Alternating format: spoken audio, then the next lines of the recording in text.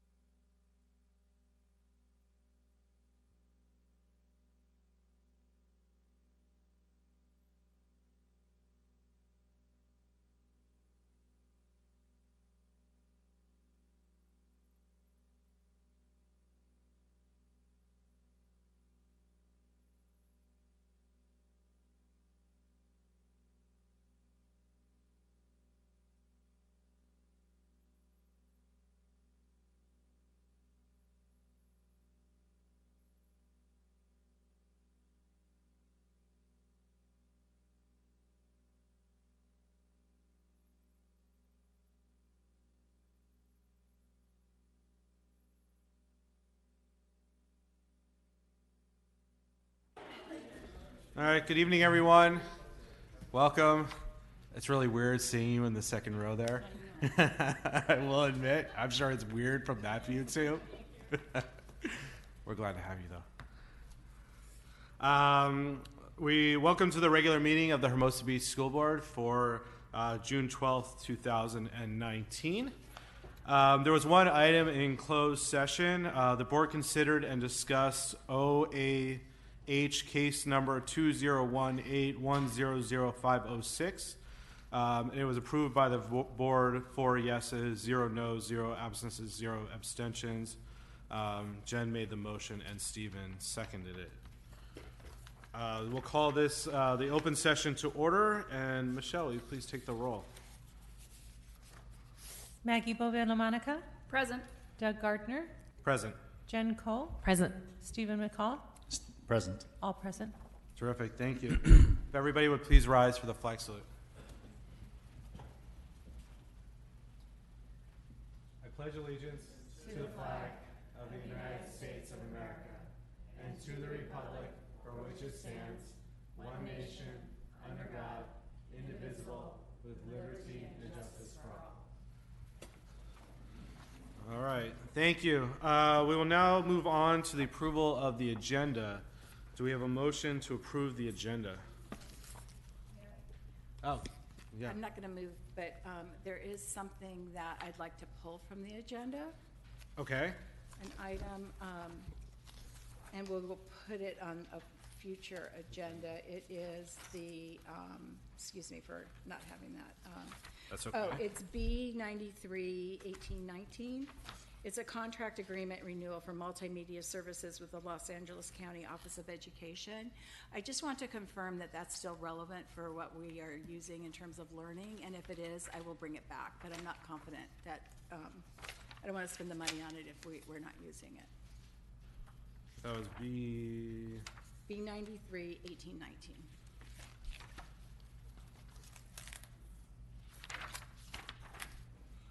It's under consent. Oh, it's under consent. That's why I don't. I apologize. Okay. I was like, it's not in my script. Did I like screw up the whole thing? I had a moment of panic. Yeah, that's okay. Sorry. We've all been there. Okay, so pull that from the consent. Yes. Okay, terrific. So then, is there a motion to approve the agenda minus that one consent item? I move to approve the agenda as amended. Thank you, Maggie. A second? I second. Thank you, Jen. All in favor? Aye. All right, motion carries. The agenda is approved. We'll now move on to announcements. Superintendent.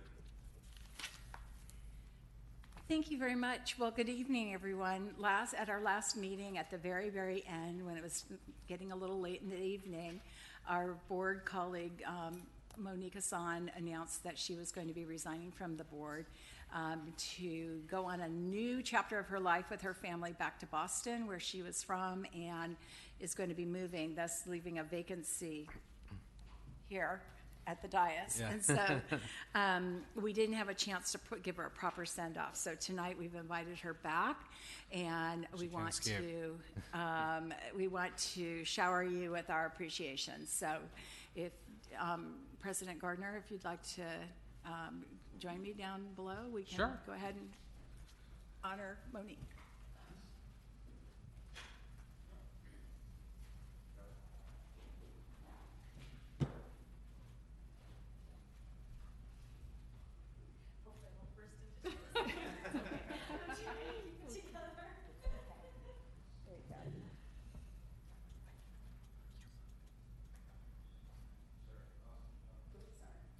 Turned it off. There we go. It's okay. We all have our moments of panic. Well, I thank you for coming back. We're not going to let you escape. You can't leave us. We'll keep bringing you back. We'll have an excuse in 10 days, or 12 days when our next meeting, I promise you. But we thank you so much for everything you've done for the district, going all the way back through your kids, the FPAC, Measure Q, Measure S, Hero, and the list goes on and on and on. Your time on the board with all of us, the little bit of time that I got to spend with you on the board, it was always a pleasure, always an honor, and learned so much from being on the board with you. So thank you. You will certainly be missed. Your insight and your guidance and your advice and everything you brought to us will certainly be missed by myself and my colleagues, the board members, and the superintendent, Paula, Michelle, the rest of the staff down here. We will all miss you dearly. We know you're off to a very exciting time in Boston, very cold time, a very hot and humid time. I haven't checked the score. I don't know if it's Stanley Cup champion leading time yet. It should be just about over, so we'll have to see about that part as well. And, well, thank you. So we have a number of things for you. We have our little wave plaque and the certificate of recognition from the city of Hermosa Beach. We have Miss Mary Campbell from our city council. I don't know if you want to come up and present. Yeah, this is your cue. Okay, I love your sweater. We'll start there. Monique, before I read this proclamation, I am honored to be here on behalf of the City Council this time, as a former school board member, to really honor your service on the school board. So what I observed very firsthand, in fact, I met you when I was campaigning for school board the first time, and you were very invested, as you always are, in the issues that mattered to our children and our families and our kids. And what I know to be true about you is not only that you have done your very best deep due diligence to the role that you have held on the school district, but that in your heart of hearts, you have the kids at the center of your attention, and that is huge. I can really appreciate that, having served, and I know that in a city where, not everybody is tuned in, that is nothing short of the most important role of a school board member in this city, and you have done it beautifully. It's been an honor to serve with you and to also be here tonight to honor you and congratulate you for a huge adventure. I mean, not necessarily a place you haven't been before, but a big, big chapter move. And so the city of Hermosa Beach thanks you. I thank you. And I'm so glad that we crossed paths and we were able to collaborate as long as we were. And with that, I will read this now kind of relatively stuffy proclamation. As they are. Okay, Monique, certificate of recognition for Monique Hassan. Whereas Monique Hassan has rendered service to this community which deserves special recognition, and whereas Ms. Hassan received her bachelor's degree from the University of Pennsylvania and her law degree from Tulane University, and whereas Ms. Hassan served as chair of the Facilities Planning Advisory Committee and co-founded the Volunteer Hermosa Education Renewal Operation, and hero, whereas Ms. Hassan has served on Hermosa Beach School Board for 4.5 years from December 2015 to May 2019, and whereas her dedication on the school board and her civic organizations and other civic organizations in town has won her the respect and affection of her colleagues. Now, therefore, I, Mary Campbell, Mayor Pro Tem of the City of Hermosa Beach, on behalf of the entire City Council, do hereby render this certificate of recognition to Monique Hassan with our sincere thanks and appreciation for her dedicated service to our community. June 12, 2019. Congratulations.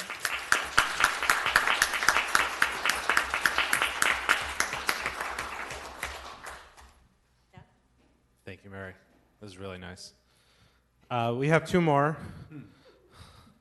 From the California Legislature Assembly. I don't see Al in the audience, so no speech this time. Yeah, don't take it personally, yes. From our California State Assembly, and from Janice Hahn and the County of Los Angeles as well. So, and last but not least, from all of us to you, you will be dearly missed.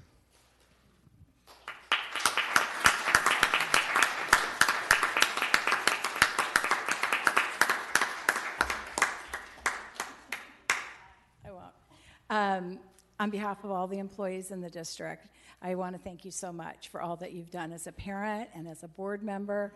I've worked with you in so many different capacities. I mean, I remember that's the nice thing about being a school administrator. You collect these snapshots in your mind of times that you spend not only with the adults, but with their children. And we went to the Science Olympiads.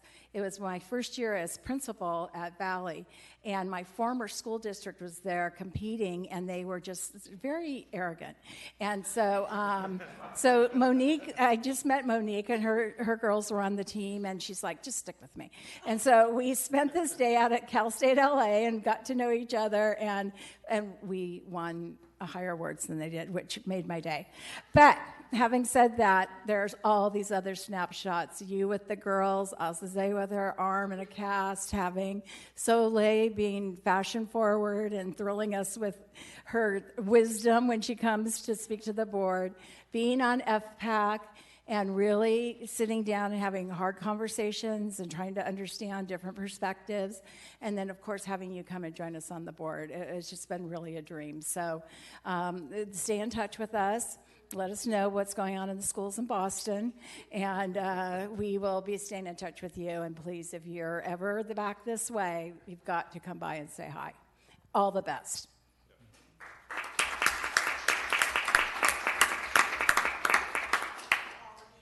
Oh, here. Oh. Hi, Mike. Yes, it's been a journey. I'm going to try and keep it together now. If you were here last time, you know I started in Garden Club, which was probably the best place to start volunteering in the school district, and it led me through School Site Council, where Kim and I had a chance to get to know each other over 4 or 5 years? I don't know. So yeah, my heart has always been in this district, in this town. I'm going to miss you all very much. I just want to thank you all for helping me find my purpose It took a while to kind of find my sea legs in this town. And as my husband will tell you, the school district and the families of Hermosa Beach are where I found my best self. So every minute I've contributed has been a personal joy for me, and I'm really grateful that I had this opportunity. So thank you.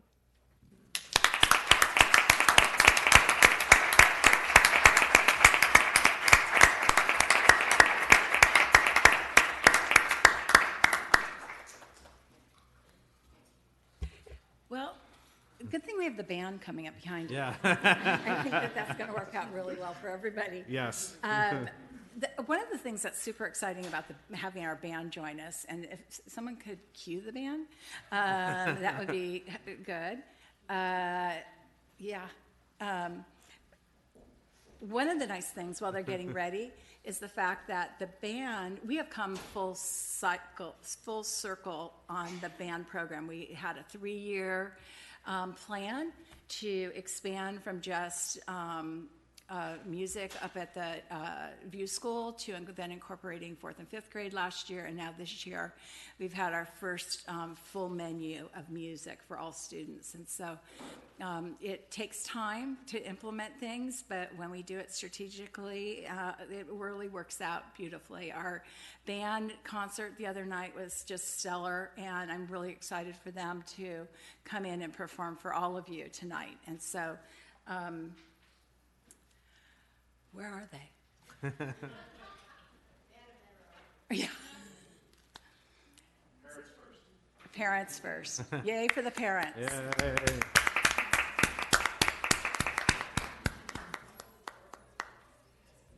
So welcome to the Hermosa Valley Band under the leadership of teacher Ken Harrison.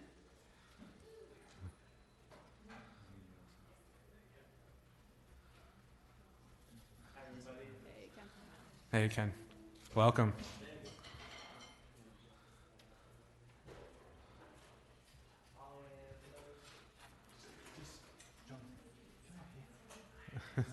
Yeah, you can come up here. We don't bite. All right,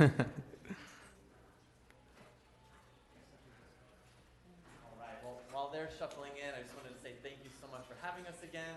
You could use the mic, please. Sorry. Thanks so much for having us again. We're really excited to be here. As you know, in the district now, we have over 750 students now getting music once a week in elementary, which is great. Thank you. And we have a before-school beginning 5th grade band that has 35 5th graders in it. And they're sounding great. They're going to be playing at the flag ceremony this Friday. And these guys, though, who I consider the face of the program, and my babies, this is the middle school band.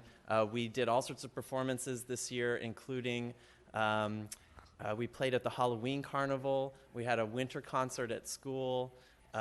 We did the St. Patrick's Day Parade. We had a spring concert. We've played, let's see, where else? Oh, and we just got back from our yearly trip to the festival where we brought back another silver rating, which we're really proud about. It's awesome. Awesome job. It's super fun. And then we spend the rest of the day hanging out, riding roller coasters at Knott's Berry Farm. It's so close to the end of the year, but we still have so much to do. We're excited to be here tonight to perform. And then Friday, we play our final flag ceremony. And then next Thursday, we'll be providing some music for the 8th grade graduation up at Miracosta. So we couldn't be more excited to be here and show you what we've been working on. We've just got one warm-up piece to play to kind of get our chops together. And then we're going to play for you a famous march by John Philip Sousa, The Stars and Stripes Forever. Sweet. So thank you so much. Thank you.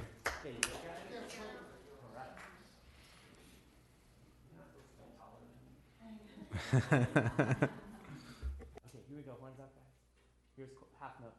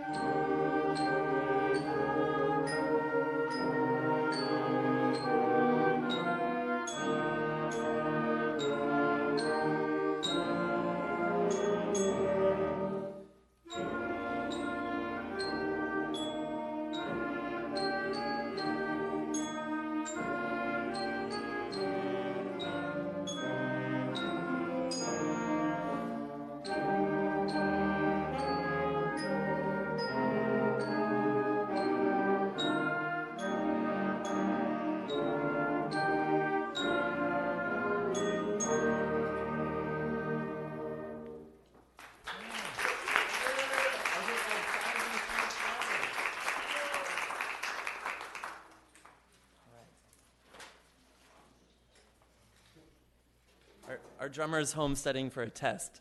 So I'm gonna.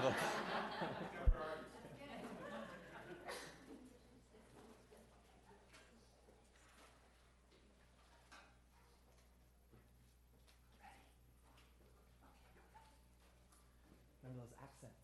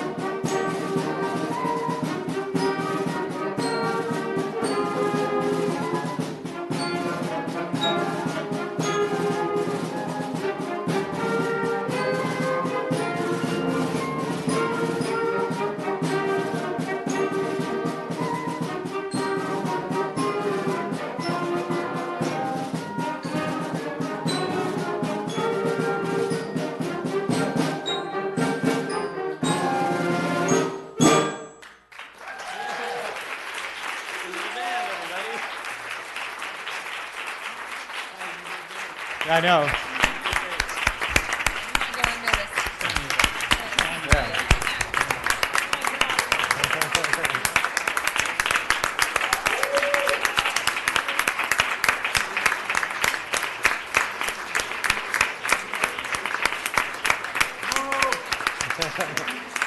Encore.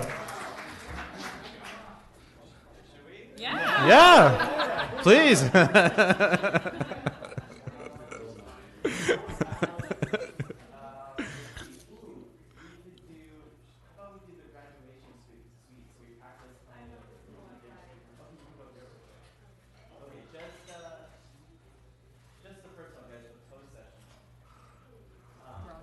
Okay, great, thank you. Of course. We have been practicing pomp and circumstance for the graduation coming up, and one challenge is that our 8th graders will be marching, so we're left without our most senior members, but they're actually the two of the newest members. We have 2 8th graders this year. We have about 7th graders raising their hand. A couple are here tonight, and then the majority of the band is 6th grade. 6th grade, yeah. We've got a really young band. So it's a lot of responsibility on the young guy's shoulders. But they've been working a lot out of a new book where we're learning how to sight read really well, and now I can just give them a new piece and they turn around and play it. It's really nice. So we've been working on this for about a week and a half. Hope you enjoy. Yeah, pro session. Yeah, let's take the second ending, okay, everybody? Here we go.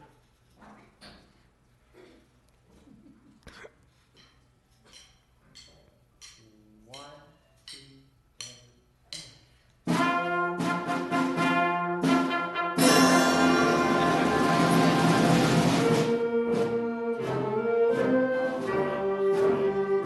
3. Yeah.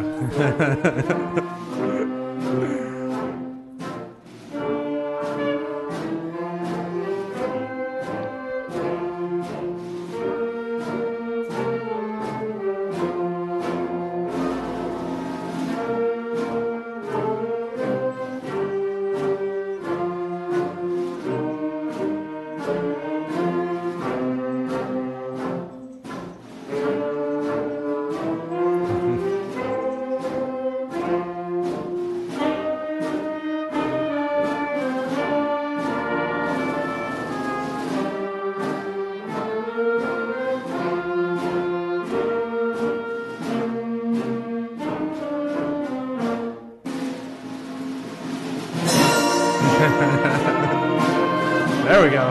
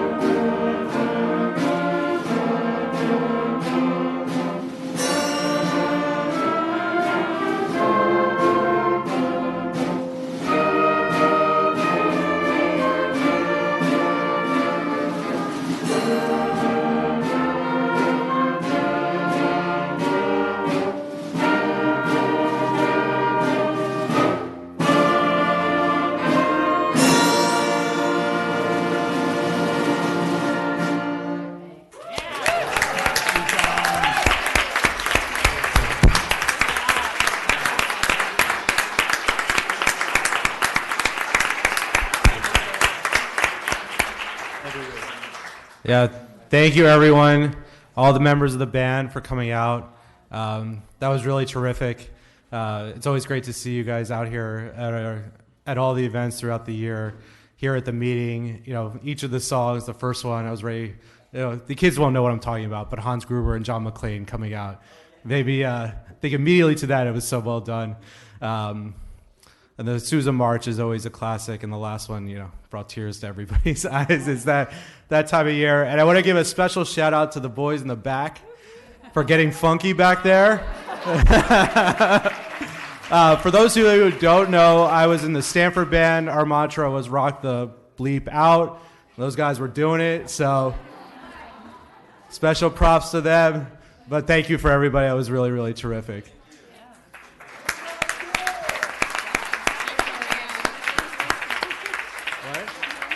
Tuba. So I was the kid, the boy in the back. Tuba, yeah.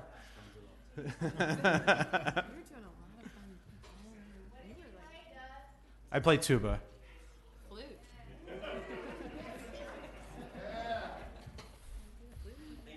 Yeah, thank you.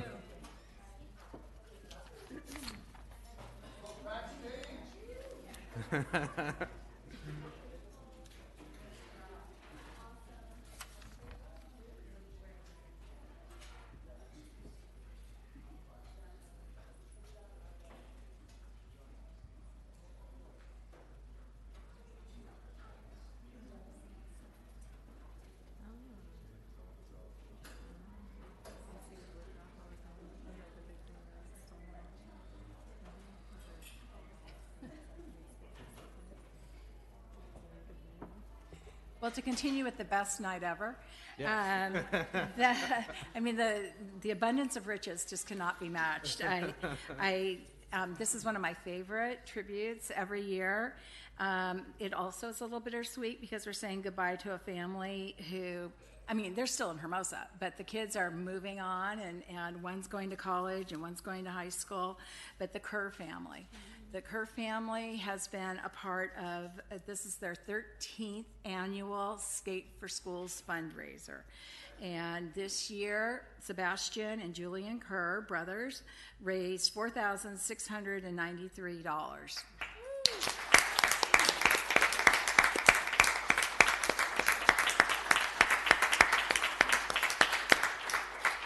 Now, Sebastian, who is the older brother who's going off to college, which college is he going to again? What? Florida Southern. Florida Southern to play soccer. Seabass. In kindergarten, he recognized the need for us to protect the programs that are so very important, not only to the adults, but really for the kids. And when that was during a time when we were facing a huge recession in our state and programs were taken back, music is an example of that. And it's taken us all this while to return some of these programs that are so valuable back to our district. But in kindergarten, little Seabass, I can just imagine what he looked like then. All the way through 12th grade has raised a total over 13 years of $53,651.30.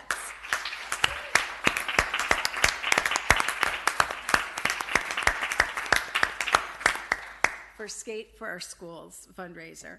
An additional $1,336.90 in his 2012 winter fundraiser, Shred for the Schools. So the grand total was $54,988.20, and we couldn't be more thrilled.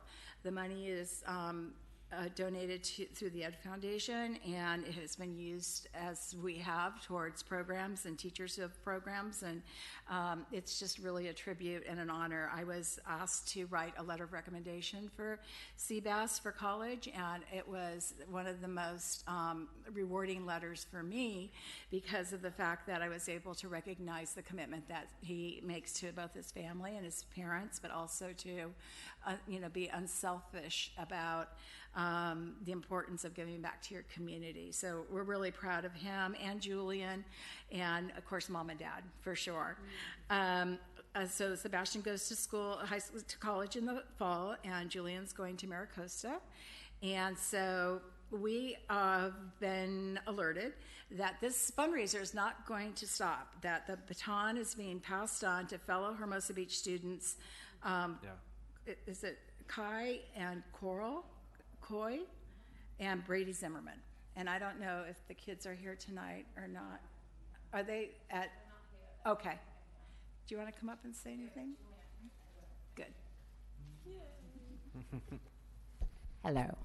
Hi. So I'm getting used to the empty nest. I'm solo tonight. Julian is on his way back from Disneyland, the 8th grade trip, which is so amazing. Sebastian's in Mexico with 3 friends celebrating his graduation from last week. So Julian actually put together a little speech, so I told him I'd read it for you.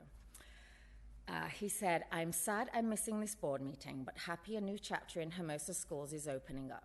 This year, our Skate for the Schools event wasn't an ordinary one. This year, we were training the next group of kids to take the event over and continue this legacy that my family created. Kai and Coral Coy and Brady Zimmerman will be taking over this event, and I hope they continue to raise lots of money. Seabass is heading to college now, and I'm headed to high school, but our job is not done. There's still more work to do, more money to raise, and more kids to encourage. This year, we raised $4,693 for our Hermosa schools. Seabass and I are very proud of that. Please, please use this money for the library, recess equipment, and electives. Those are the things that I really enjoyed about Valley School. I'm sad to say I'm leaving the Hermosa schools for good, but I'm very happy this great group of kids will keep this event going for the years to come, and I will try to attend this annual event when I can. One day in the future, I hope to come back to Hermosa Valley and find out this event is still raising money for our schools. Thank you." So that's Julian's words. So good. On a personal note, since I have you here, I wanted to thank you for our amazing partnership over the years. The Hermosa Beach schools are not perfect. The children are not perfect. My children are not perfect. But we've had a pretty great experience here. And I have the luxury of just seeing that band was incredible, because I have the luxury of seeing this come full circle. When Sebastian started kindergarten, there were 17 kids in his class. We had music. We had a library that was a real library, not kind of split down the middle with computers in there, and it was kind of half a library. We had a Chinese New Year concert. We had a real computer lab, and there were no portables anywhere. We had fields to run around in. And then I sort of watched that slowly fade and the programs be stripped away. And it was really interesting to see that, because you live through the heyday and then you live through that, and so to see it coming back around now is really interesting as well. I'm on the front lines. I'm in the trenches with the parents. I'm in the trenches with the city. I'm in the trenches with the school district. Some parents are mad. They got the bad teacher. All that stuff. I hear it all, right? And I'm kind of filled with nostalgia right now. So I'm like, why did it work? Why did it work for our family? We've also had the experience of a private school. So I really do feel, as a parent and a community member, I've seen the whole gamut. And I realized it's because we're a team with the school district. And teamwork's critical between school, kids, and parents. And there have been times when I've had to advocate for my kids, and times when I've had to advocate for the school to my kids. Kim Taylor can vouch for that. By the way, you never want an email from Kim on a Friday afternoon. It is never a good thing. You're like, open with caution, like, go, what happened now? And I know we have Thrive, and we talk about all of these programs for the school district. But what I strongly encourage, I don't know if that's the right word, but I really do feel that if we had a team building, sort of a conduit, a bridge between the kids and the parents and the school district, and I don't think that person needs to be a school district member. I think it needs to be kind of like a mediator. So, when you get divorced, not that I have, but you have a mediator, and they say, well, listen, what about this point of view, and what about this point of view? And I've seen things really blow up. We have the Ed Foundation, we have the PTO. But let's face it, they want money. When they come, you're like, oh, nothing to see here. They want money, right? We have Christy Cole, and she works for the school district. we need an ambassador or mediator, someone to bridge it. I'm sure you were in closed session tonight discussing lawsuits. Wouldn't it be great to be able to sort of have someone to sit down and before things spin out of control and, try and save money and I think that's what was really why this worked for my family, is that we were a team with the teachers at all times. In fact, times are very different with social media and access to immediate information. Everyone has a camera, right? And we need to adapt to those times. Kim actually called me a few years ago. Julian got in big trouble for something. Actually, it was bullying, which there was a group of kids. I was horrified, uncomfortable, and angry, mostly at Julian. And he was facing grave consequences in the school. There was families involved. You know how that goes. Legally, it's a problem, right? And so, I went home and I actually called the mom of the kid, and we both cried, and I said, I'm horrified, and and we sort of resolved this situation. Now, legally, Kim could not suggest I do that. She could not provide information. I had to get it from Julian. Who's the kid? Tell me. I know his mom, But we were able just to solve it and it could have blown up to be really ugly for two families, the school. It could have just gotten really ugly, and it just didn't. And I just think, a mediator, I'm not a saint, but we worked as a team. We tried to understand.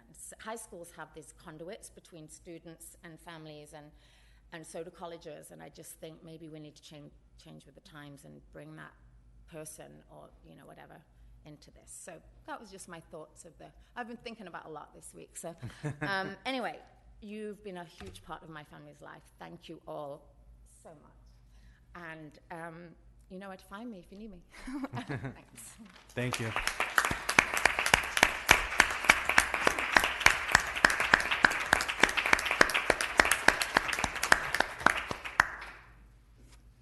So thank you very much. And last but not least, I'd like to invite Kathy McCurdy to come up to the podium. Kathy is a former school board member. Kathy is an incredible activist in supporting the city of Hermosa Beach in all ways, at all times. She is the one who gets the most frequent phone calls for help from the district, from the community, and from everyone else. Her son went through the system along with my son, and so we've been friends for many, many, many, many years. So welcome, Kathy. Thank you for being here tonight. Thank you so much. I'm very pleased to be here tonight, along with my friend Ariana Boughton, who is the secretary of the Hermosa Valley School Builders Club. And we have a presentation. I'm going to let Ariana tell you about her portion, Builders Club. And you have the big soccer field voice, right? Just read it. Builders Club raised over $500 this year at PTO Carnival. We've already given $250 for hockey sticks, and tonight we're giving $200 for the Hermosa Valley Garden.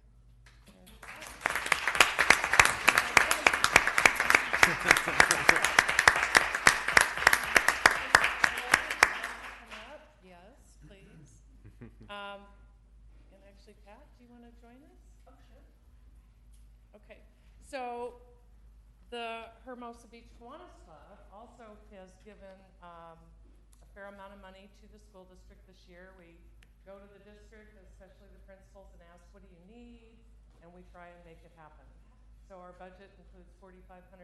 This is outside of what we do for Ed Foundation, by the way, just to go directly to the district. So Builders Club gave their hard-earned money to hockey sticks and the gardening, and the Kiwanis Club is completing the list of all the supplies for the garden to start next year, and so that's $845.14.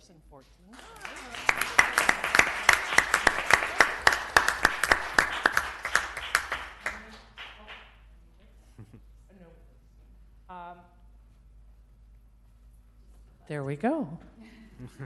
Now I have my soccer field voice. Okay. And then for the district, and Ms. Gluck, if you'd come up. I'm giving the rest of my budget for $1,575 towards school counseling. So that's that.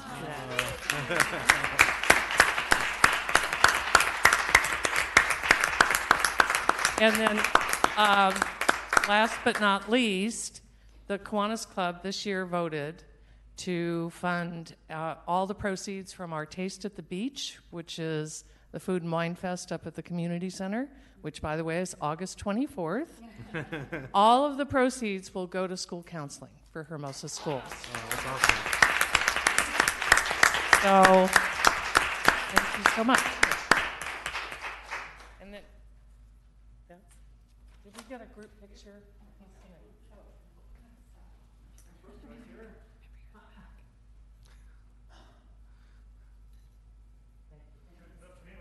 Oh.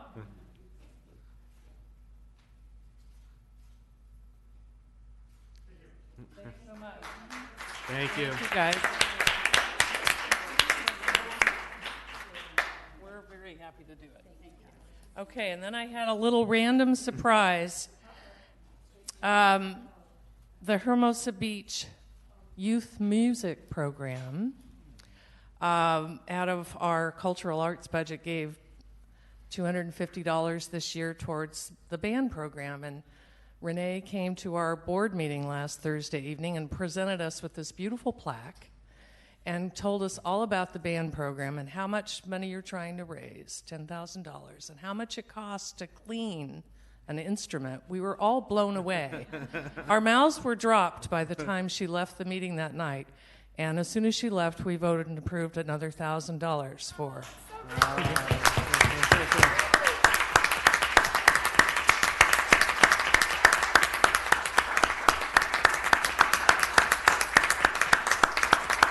She did a really good sales job. Thanks so much. Can I say one thing? Yeah, please. My name is Regina Hoffman. I'm president of Hermosa Beach Youth Music. And I just want to say with this donation that you've given us, we have reached our $10,000. So we have a board meeting on Friday. I've already talked to Mr. Harrison and to Ms. Taylor about where that money should go. So we'll be working on that to make sure that the kids get what they need. Thank you so much. That's awesome.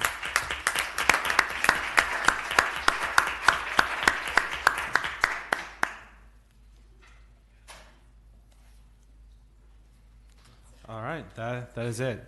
All right, I don't know quite how you follow all that up with, but you got to do it. You got to do it. All right, next we will have oral communications from the audience to the board.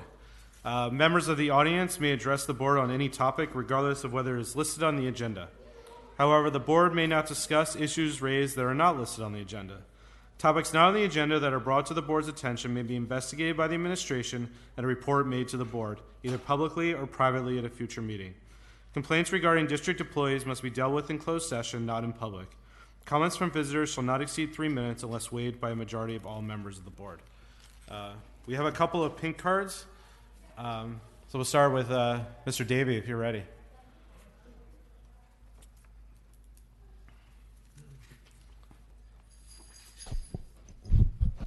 Scott Davey, 486 25th Street.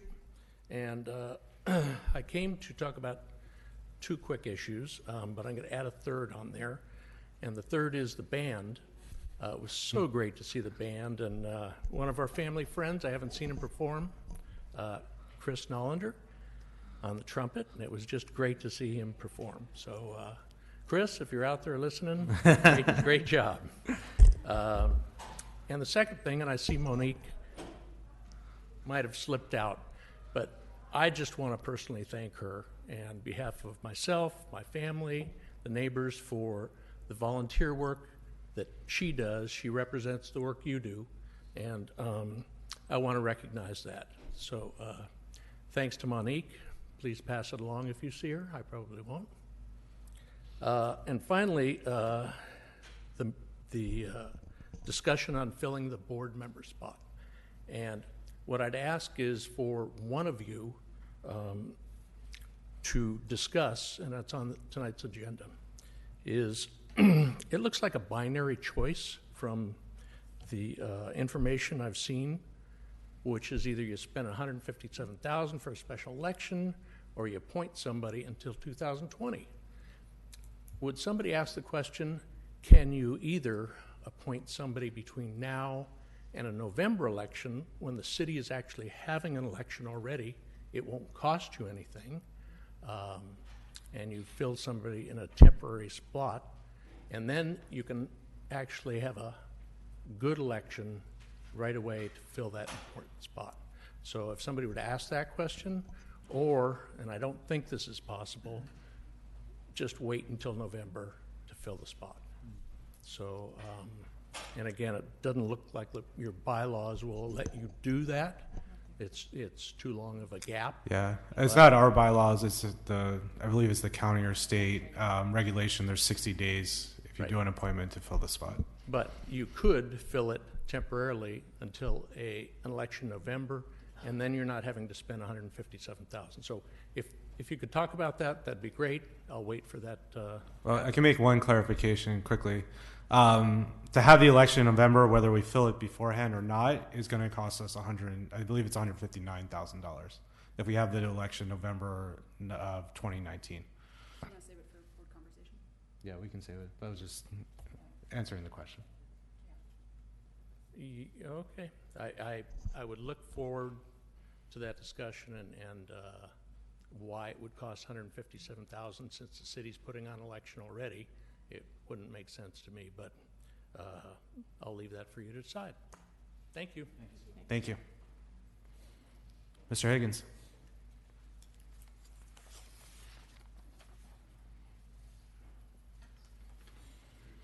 Good evening.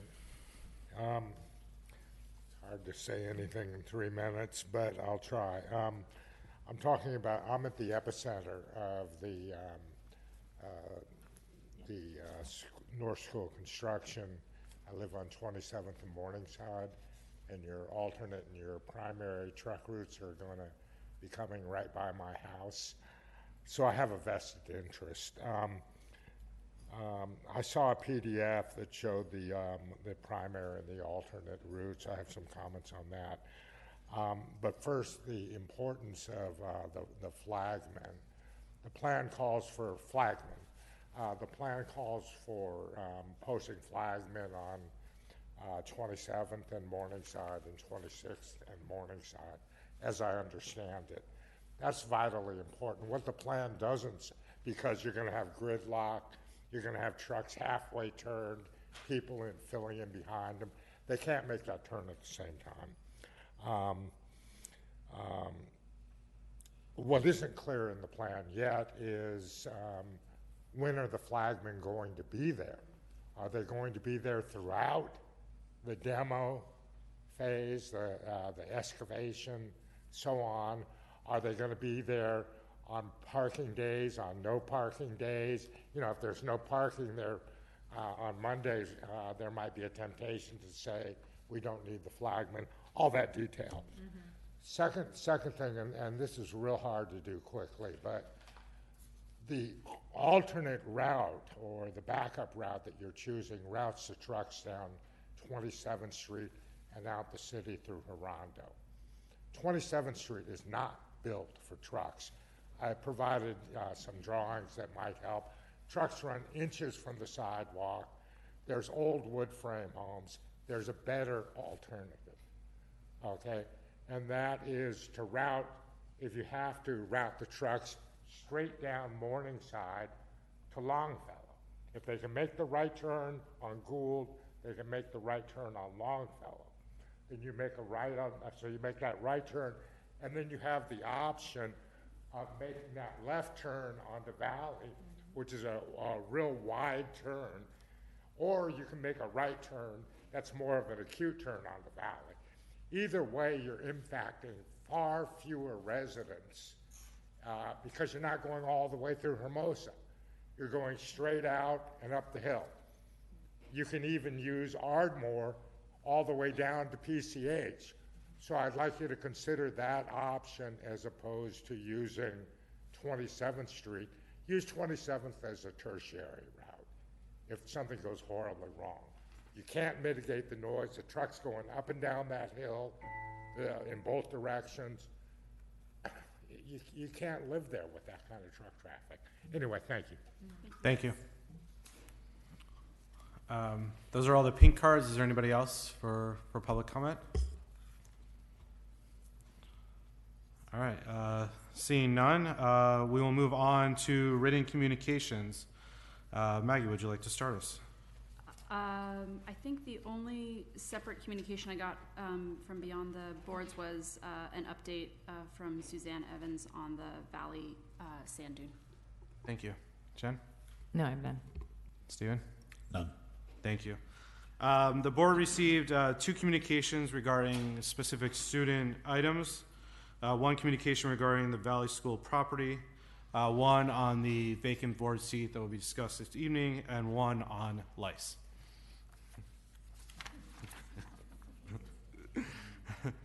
And then we are moving on to superintendent update. Thank you very much. So I would like to report that we are holding steady at 1,346 students this year. That's our enrollment. So the year has been very, very stable. We're also doing a good business in terms of registration. We really want to encourage families to, before you get super busy with summer, to come and register your kindergartners, especially because you haven't been in the system yet, but also any students of any age. We are welcoming and ready to help you with that process. It starts online, so go ahead and jump on our website. Also available for registration is the After School Child Care Program, also known as EDCCP. Sounds like the Soviet Union. But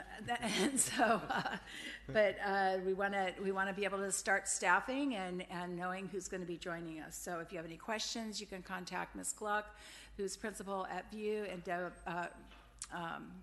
Jen Allville. I almost said Deborah Allville, who is the coordinator of the program. So we are here to assist you. I also want to recognize the school community up at Hermosa View and congratulate them. As if we haven't received enough awards, I've made a PowerPoint and I keep adding slides because this year we have really received a lot of recognition for the years of work that have accumulated into just outstanding programs. And View School was recognized as the 2018-19 Educational Results Partnership Honor Roll School for high achievement and student success. And this is part of a national effort to identify higher performing schools and districts that are improving student outcomes. Hermosa View School is one of 1,834 public schools in California that have been recognized. So congratulations to you and your staff. That's wonderful. We'll put you in our awards slide. Jonathan's already on it. And so congratulations. We're really thrilled for you. The other thing is that we have a Valley's open house tomorrow night. So I would really encourage you to go and participate and see your neighbors. And when I go, I still see my old neighbors. So it's the gift that keeps on giving. I went last week to View School, and I am so proud of the work that's taking place. There was so much evidence of student voice. When I first started as superintendent, there was a lot of duplication of materials and thoughts displayed. There was a lot of pre-purchase package displays. That was the trend in teaching back then. And now you saw children who were explaining to their parents their strategies in kindergarten and first grade about solving math problems, and evidence of their thinking was up on the wall. Stephen and I both commented about how much reflection there was about diversity, and not only in terms of looking at the individual and what makes us special and what our strengths are, but also looking at those relationships globally in terms of where our ancestry is from. So kudos to View and everyone there, and I know tomorrow night at Valley will be equally as rewarding. I was very excited. It was a lot of work, and I really appreciate it.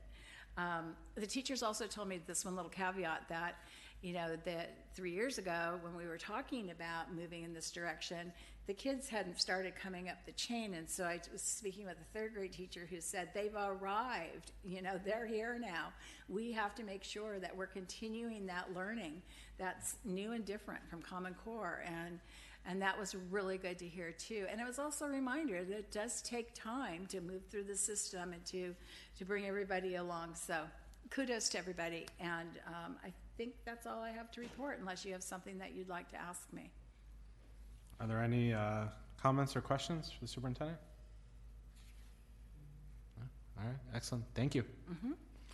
All right, moving on to superintendent report and board discussion. We will start with R-35-1819 on the Measure S Facilities Program update. Our friends from Erickson Hall. Yes? That's right. But before you come up, I just wanted to, come on up.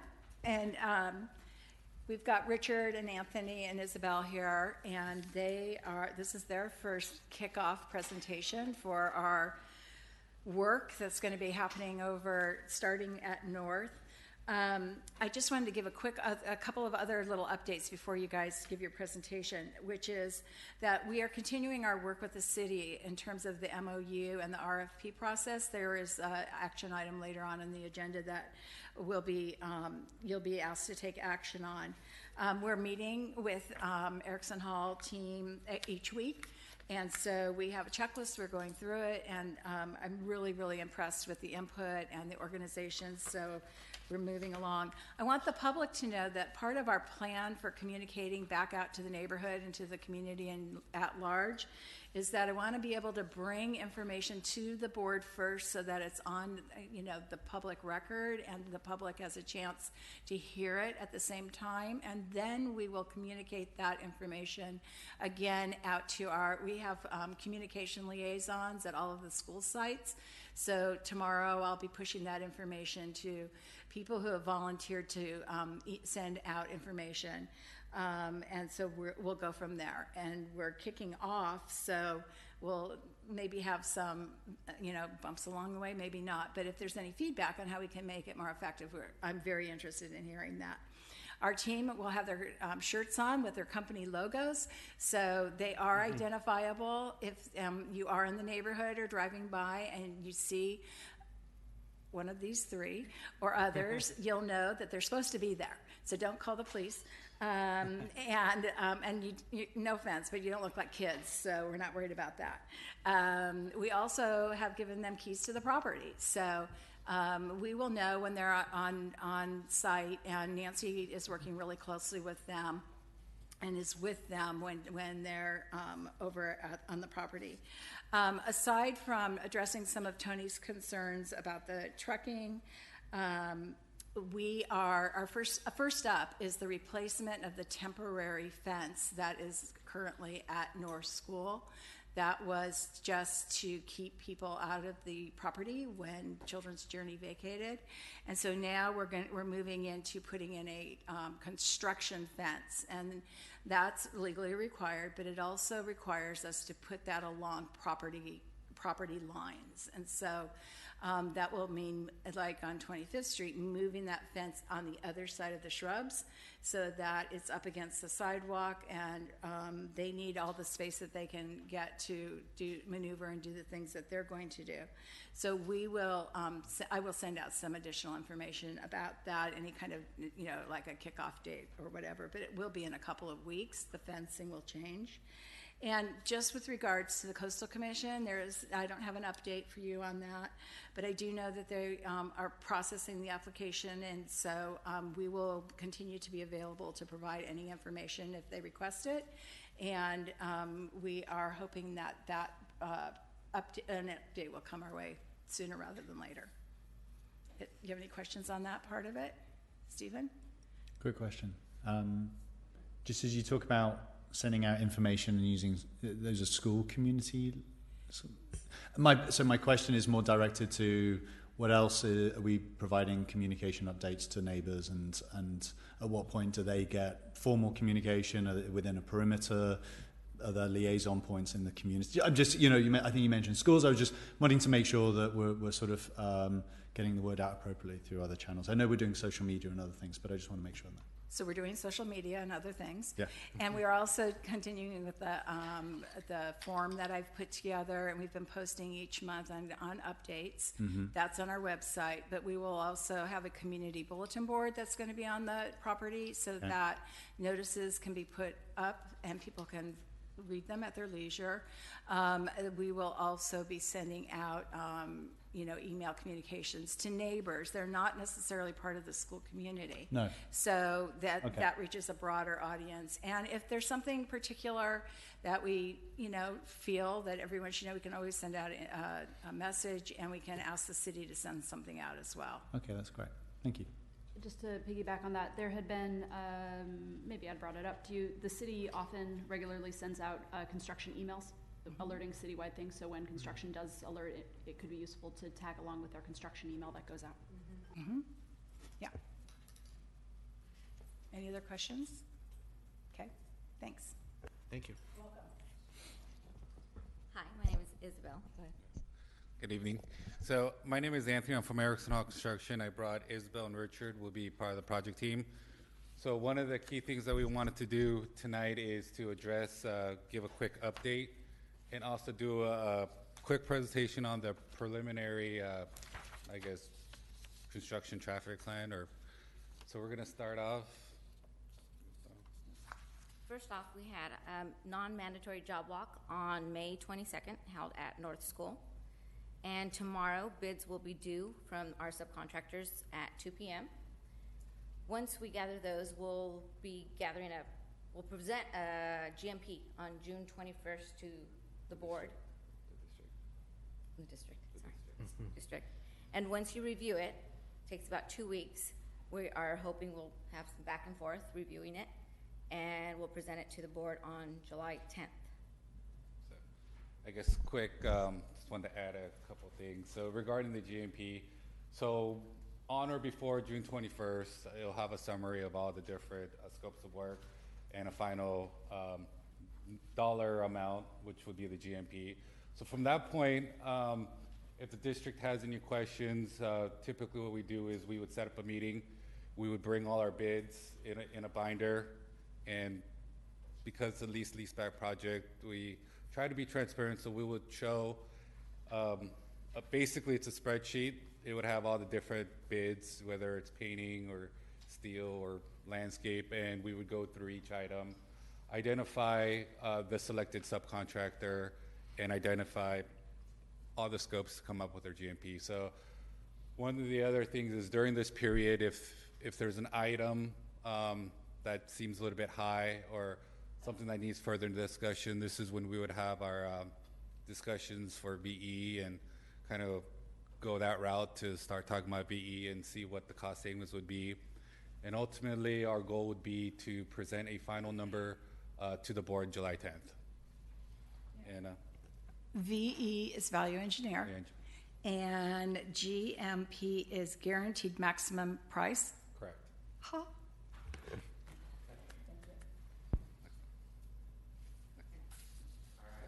So this is my portion of the presentation. It has to do with the preliminary truck routes for. Can you speak a little bit closer to the microphone? So this diagram or the map up above on the screen here shows our temporary or our truck route into the site with a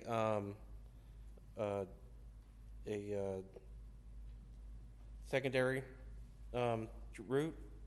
So to come up with this route, what I did is went on Hermosa's website, and their municipal code just basically says they have signs identifying truck routes. So they don't have a map. So Redondo, though, you can find a map of the actual truck routes. So 91 or Artesia Boulevard just as an extension and turns into Gold. So we took it to Morning View or Morningstar? Morningside. Morningside, I'm sorry. And just make a left and goes right into the site. So the next slide here shows we'll have flagmen on the corner of Gould and Morningside when we do have trucking coming and going, and also another flagman if necessary in front of the entrance. And all the trucks will come into the site and do a turnaround on site and exit the same way with flagmen out on the street. And we're anticipating this job is not a huge job, so the staging of trucks off-site will probably not even take place. So we'll be able to stage them on site. So the parking for the site is shown in the blue. So we'll have our on-site parking for the crew also. Okay? Is there any questions? A couple things that I want to add. I guess in terms of the flagman, this would be not throughout the duration of the project. It would be really focusing on major deliveries. So during concrete pours, steel deliveries, equipment deliveries, anything that's scheduled in terms of material deliveries is when we plan on having flagmen set. One of the key points that we want to point out is because of the size of the slot, usually when we have trucks come in, so during demo, we have trucks. There's enough space to, I guess, park 2 or 3 or multiple trucks.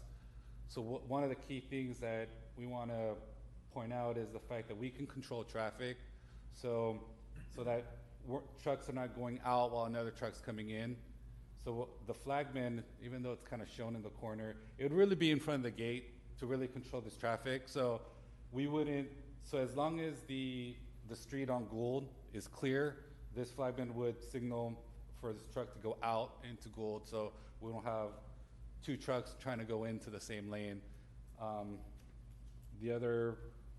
So that would be the use of the flagman, is really to control traffic in this area, in and out. So there wouldn't really be a concern for 26th Street.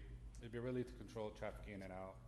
So as long as it's clear, we would yield to, I guess, regular traffic or cars that go through. We would let them go first, and then the trucks would go in. So it's not an exact science yet. A lot of it is coordinating with our subcontractors and their vendors and trying to schedule date and time. So there would be certain periods, big equipment deliveries or cranes in this case.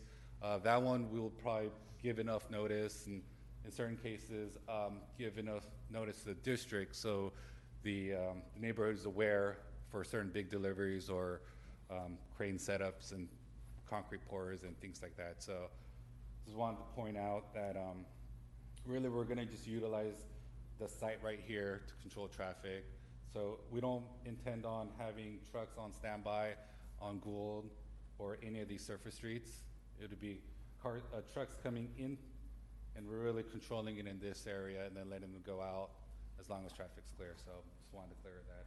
And also, it's preliminary. It's still open to discussion. It's not a final. We still need to work with our subcontractors, but we want to present a preliminary plan just to start off. That's it. Thank you. Are there any questions? Yes, Stephen, do you want to start? Or Jen? Somebody? Oh yeah, I have a couple questions. Sorry, don't leave yet. So, I'm also impacted in that neighborhood, so I'm gonna just ask questions as if like I live right there, because I do. So a couple questions, and I think that kind of piggyback on Tony's questions too. One is, tell me again, where are all the people that are gonna do the construction gonna park their car? In this area right here. In terms of our plan, we don't have any kind of buildings or construction in this area. We're installing an underground storm chamber system, but other than that, this area, pretty much along this area would be open to contractor parking. And so how many contractors do you expect to be on site every day? It'll vary during the peak. Probably steel and finishes would have more, especially because there's 2 buildings. But we plan on utilizing contractor parking. Even though this area has laydown, we're not doing any construction, at least in the beginning. I know this is the area for the shade structures that will be going. We also have this grassy area right here also. So it's my question is less about when they're on site. It's when they come to work in the morning and they leave and go to lunch, and then they come back and then they leave to go home. So those are the neighborhood, that when you live in the neighborhood, that's what you're thinking about, because you're competing with those people to leave to go to work in the morning, get your kids to school in the morning, the rush hour traffic. And so I'm just wanting to, I'm hoping to hear from you that we have thought through. We're going to think through what our timing is of when when people can come to work, when we can have subs come to the site, and that we have limits in terms of when we can have subs come and when contractors can come, and we need to let the neighborhood know, not on like just when the big machines are coming, but I think we need to have a plan that's like an everyday. This is what's coming tomorrow. Because when you're trying to get out in the morning from those houses that are right there, and from that impacted neighborhood for Gould and Morningside right there, that's challenging. So I just think if you guys don't mind putting a little more thought into how that timing is going to go, that would be, I think, really helpful to all the public that's listening, going like, what? And then my other question was the flagman. I am going to put a vote in for flagman there very regularly. Again, the streets are so compacted, and that corner is extremely challenging to have any cars come through there. So if there's not a flagman there often, like, until you get your rhythm, it's just going to cause everyone to have a headache. And I think this project, we want it to be successful, and I think we need to put in some plate things now, and we agree that those things are going to be regular, not like when we're just bringing cranes in. Okay. So that's just my point of view. Thank you. Stephen? My comments were, first of all, thank you very much. I mean, it sounds like there's a non-mandatory walk and a non-mandatory appearance to, like there's already you're out of the gate doing over and above the bar. So thank you. That's really important to our community members, and everything else. So. It is mandatory, not non-mandatory. Yeah, it's like when you're having sex. They were required. A non-mandatory job walk. Okay, right. It was not mandatory. No, sorry. Okay. Oh, for the subcontractors. I mean, it sounds like they're coming over. Apologies. It says now mandatory, so if you can, My apologies. Okay, thank you. My point was thank you. First of all, and I think also I don't want to belittle it, but it's also good to have context and expectations managed. So I don't think we're expecting, you're pointing things out, you're doing your best already to sort of think things through ahead, and that's great because the earlier we can think through that, and we're getting input already, and this is great. I think just having that, not hearing that it's like such a massive job, you're going to have waiting things, and equally machinery, I'm assuming this is not like every week, every day, and that's what I'm hearing as well. So again, just when we get down to those particular days, particular times, it's just managing expectations. So it's great to hear that communication come out first of all, and to continue that would be great. Mm-hmm. My other thought was just obviously Mr. Higgins and community members who are intimate with those streets, and we're getting photographs and everything else. So I know all this is being passed back to you. So, but just as you think these things through, I think just to hear back on those options and so forth, I welcome your input. So thank you. May? Rarely do I think we third each other's opinions up here, but I think they're just so well warranted. So I third that thoughtfulness that needs to go into this, and where I think I would like to see detail is really having a good understanding of what the flow of a day looks like in terms of construction. So to Ms. Cole's point of when do trucks enter when do our subcontractors come onto the property? What is that work hours? I know Hermosa, I believe, has an 8 a.m. construction start time. So when do they start entering on there, and how does that lead in? Does there need to be staggering, since school also starts at 8:30 and 8:15? And so how do we manage those kind of timelines? So a timeline approach, I think, is really important, an understanding of the flow of the construction project. So having a good understanding of big construction days when the big trucks come, but also then using that bulletin board and all other forms of communication to get out that sense of the general daily schedule of what people can expect and plan for. I think my other question, though, is, we only control the school site, right, and not the surrounding city grounds. So have you had a chance to work with the city yet? Have you talked to city officials about the permits and process necessary? We haven't gone into detail, but we have introduced ourselves and asked some preliminary questions to based across to code enforcement as well as public works. So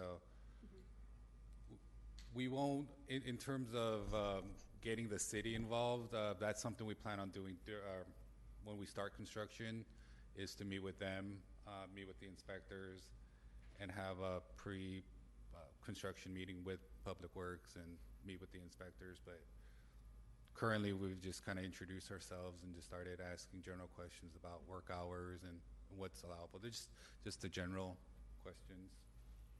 And then we have so many different balls in the air right now in terms of timelines and approvals and whatnot. It would be really helpful, and maybe Nancy and Pat are already clued into this, but to have a real concrete timeline of what that looks like. The city, we are a small city, and people's calendars get impacted pretty quickly because of the size of the opportunities and challenges here. So, really understanding when you're going to go into the city and ask for those permits, it could take them a while to turn it around. So knowing that they have a good heads up, I think, is a great first step at being much more concrete with that will get us a lot further quicker. Okay. Thank you. I don't have any questions. It's just great to have you guys here. I love that diagram thing that you're holding out. It makes it look like, okay, this is really happening. So it's very exciting. We look forward to seeing you again on the 10th. So thank you. All right, moving on to R-36-1819 on the Measure S Facilities Program presentation on the sale of general obligation bonds. Thank you very much. Tonight we have John Isom here from Isom and Associates. And John is our financial advisor. He is the one who championed us through our Measure S campaign. He also is the one who helped support us in our first bond sale. And we are 1 year behind in the sale of our bonds because of all the delays. So he is here, and we have virtually a brand new board. So we wanted to bring John in so he could introduce himself and talk with you about our next series of bond sales. Great. It's a pleasure being here. Thanks for the introduction, Pat. Yes, my name is John Isom, and I'm with Isom Advisors. I wanted just to take you through really an overview of the district's outstanding bond program and bring you up to speed with Measure S and how bonds work and kind of some of the next steps that we're looking at on behalf of the district. One thing to note is, as the district's financial advisor, while we did help kind of with the political aspect of things, our role first and foremost is that of fiduciary. So it's to recommend to you as a district the things that are in your best interest and those that are in the best interest of your taxpayers, because ultimately that's what bonds are. It's debt secured by taxpayers. I've actually had the pleasure of working with this district really going all the way back to 2002. I saw Kathy there. I was like, I recognize Kathy.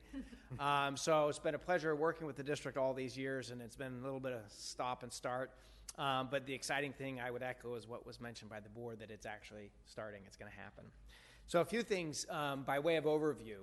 So first and foremost, $59 million is what the voters approved here.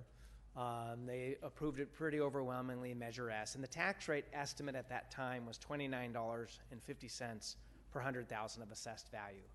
And what we have as far as the variables there, and you can see it on the third bullet point, is when you put these bond programs into play, you've got your tax base, you have the interest rates at the time of any sale, you have a term, meaning the duration of a borrowing.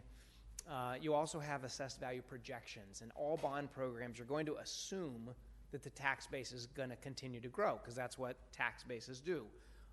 Dirt becomes homes, old homes become tear downs, even new homes change hands after 5 or 10 years, and every time that happens there's a reassessment in your property values. So we always put something in there by way of an assumption. We always try to be on the conservative side, and you can see here on that bottom table what the original plan was. So we assumed $29.50 tax rate. We assumed 3.74% assessed value growth, certainly conservative given your historical performance. And we assumed issuances in 2016, 18, and 21. Now, of course, assessed value doesn't follow exactly 3.74% every year. It's projections. But if it did, and if interest rates were what we projected in our modeling, then that tax rate would stay exactly at $29.50, and you would issue those series in exactly the way that they're represented. But that's not what happens. What happens is assessed value changes, is different. Even through the Great Recession, while your community saw no down or decrease, you saw a slowing. But you've had extraordinarily strong growth recently. So we've exceeded what our projections were as expected. Long-term growth has been closer to 7%, which is fantastic.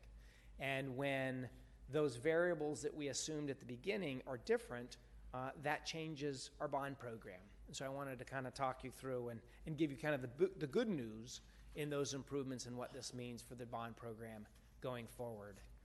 It should also be noted, I went back, I was just kind of curious. I said, all right, we told the voters it'd be $29. What was the tax rate? Well, it was $26 a couple of years ago. I think it was $12 this year. So that's what happens when your assessed value grows significantly. And in this case, we were delayed by 1 year. We had anticipated selling Series B and would have had a tax on the 18-19 tax rolls, but since we didn't, the tax rate dropped a little bit. But here's the good news. So you can see on this table, 2016, we issued $25 million. Again, we were originally expecting $19 million, but we said, hey, tax growth is great, interest rates are low, we can get more money, all things being equal.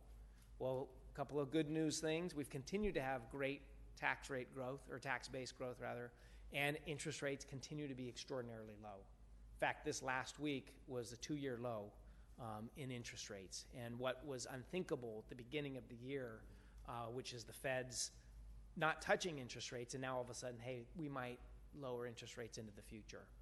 So that said, now, 2019, you're looking at $23.5 million. So that original plan, $38 million in our first 2 draws, now we're looking at $48.5 million in those first 2 draws.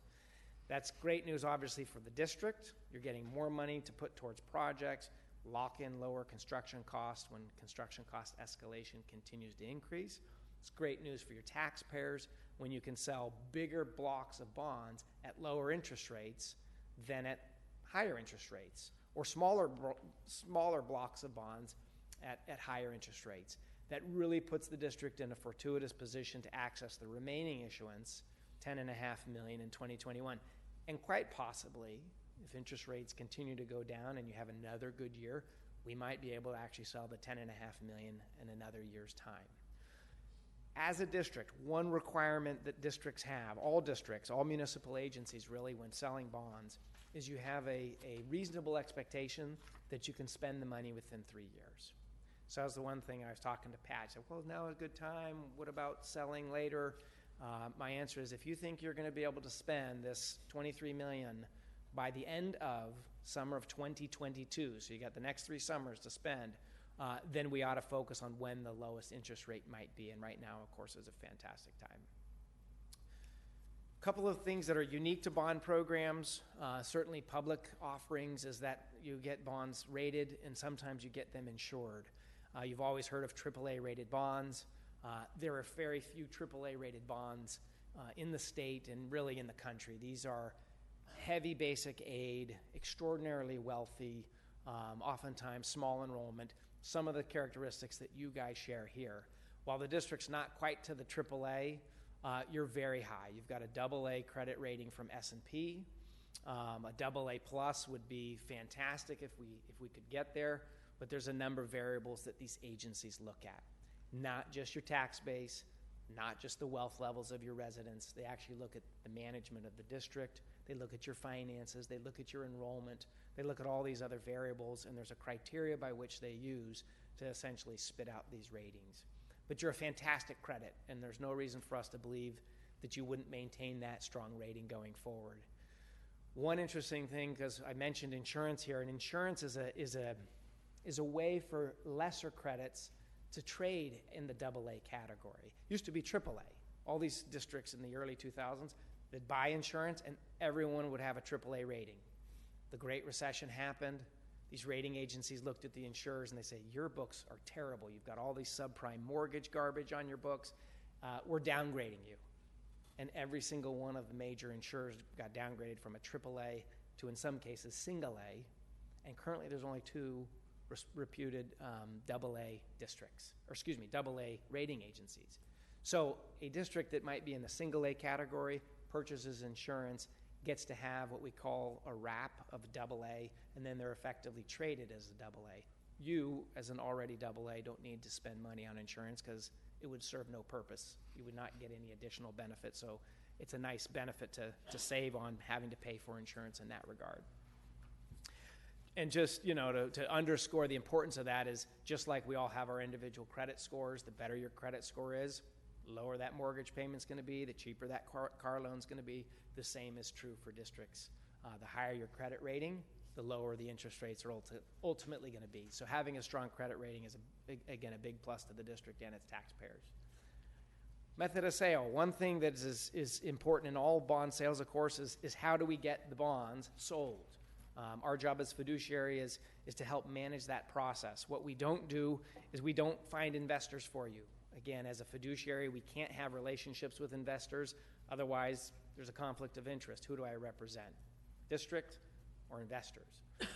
So there's two ways to go about sales. One's what's called a competitive sale, and one's a negotiated. Negotiated sale, you pre-select an underwriter. You kind of give them exclusive negotiating rights and the opportunity to line up investors on your behalf. Competitive sale is a little different.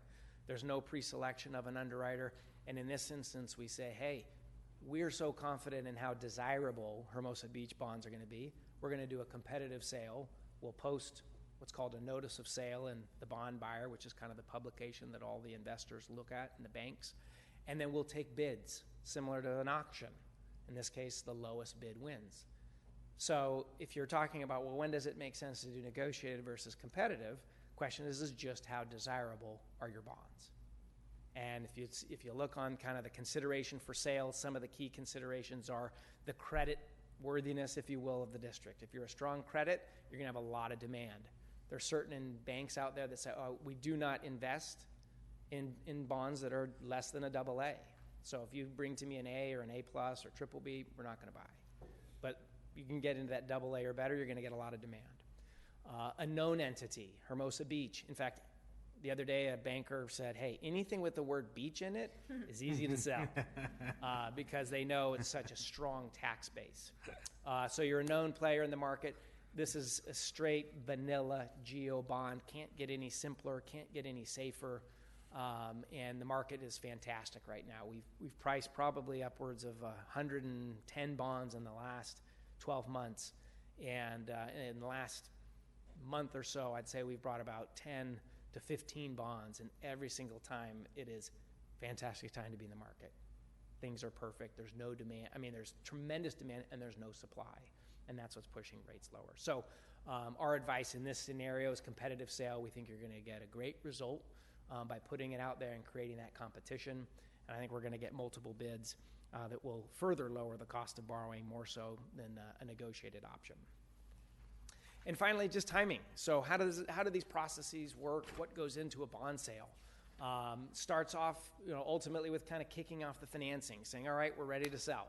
Get direction from the district. We then reach out to the financing team members, in this case, bond counsel, the attorneys that draft the legal documents, and really establish the parameters of the sale. Here's the competitive sale. Here, board, is your legal authority. Adopting this resolution will essentially deputize Pat and the financing team to conduct this sale on behalf of the district. All right, we're going to give you these parameters. You can't go over certain interest rates. It's going to be this type of sale. We're going to have cost of issuance that are going to be in this ballpark. You establish those parameters in those legal documents. One rather heavy reading legal documents called the preliminary official statement. This is what investors review. It's a prospectus, and it's rather thick, and it has everything about the district. Has everything, well, not everything. It has a lot of information about the district, the management, the enrollment, your tax base, you as board members, superintendent, who's running this district. And then it gets into the financial structure. And then it gets into the state of California and how tax methodology works in California, how it works in LA County. So it's a put you to sleep, at night type document. But that'll be part of the board packet, and you guys will have an opportunity to review all of these legal documents. And ultimately, at a board meeting, we've got July 10th as a tentative target here. You would approve the resolution, and in so doing, you approve all of these other legal documents. They're not going to be complete So we call them form documents. They'll have blanks because we don't know what the interest rate is going to be for each of the 25 years of bonds that are selling. We don't know the par amount, to the penny. We don't know the interest rate to the decimal. So there's going to be blanks, but essentially as a board, you're saying it's 95% there by approving the resolution. Let's send it to the county board of supervisors. They'll have some oversight and review and approve their resolution. And then ultimately we get those bonds rated again, because every time you sell bonds, you get a credit rating. And then ultimately you'd post a notice of sale and get competitive bids sometime in August. Once those bids come in, that's when things are locked in. If there was some major geopolitical event that happened in the end of July, there's nothing that would obligate us to accept those bids or to go through with the sale. So sometimes, very rarely, but sometimes you pull it and you just say, whoa, saw a huge spike in interest rates. We think we'll wait for things to calm down and then we'll put it back out again. But once you do lock in, it's a 2-week close. So right now we're targeting mid to late August as the time for the district to get its next infusion of bond dollars. So a lot of information. Hopefully I covered enough of the bases, but happy to take any questions that you guys might have. Are there any questions? Right? Good. Jen? I have one. Stephen? Just a question around the 3-year mark and parameter, but that's probably more of a, I don't know if that's a question to the superintendent. Just the timing and sequencing of our long-range budget and, what contingency is that, do you expect that to be spent with 6 months before that? As it's been timed out and budgeted, I'm just wondering what the window is. Well, I would expect that we would be okay with that, unless there's some unexpected delay. But once we start work on North, then other things should follow pretty quickly, and they'll be starting to have some overlap. So we're well on our way with VU School, and we want to make sure that we have enough money to finish North and have expenses that are possibly overlapping as we go into pre-construction for VU. So I don't think that bless you. Bless you. I don't think that's going to be a problem. Not a problem. No. Go. Oh, it is actually quite rare for the Series B to not get spent in the 3 years. The Series A is always a wild card because you're getting all this money and I got to pay the architect and they start to fine tune it. But by now things are fine tuned and it's like we're going in earnest. So it's always the first one's a little tricky. Sometimes the last one, but Series B is usually just locked in pretty effectively. And again, it's a reasonable test. So at this point in time, if there's reasonable expectation that 3 years we've got this, something comes up.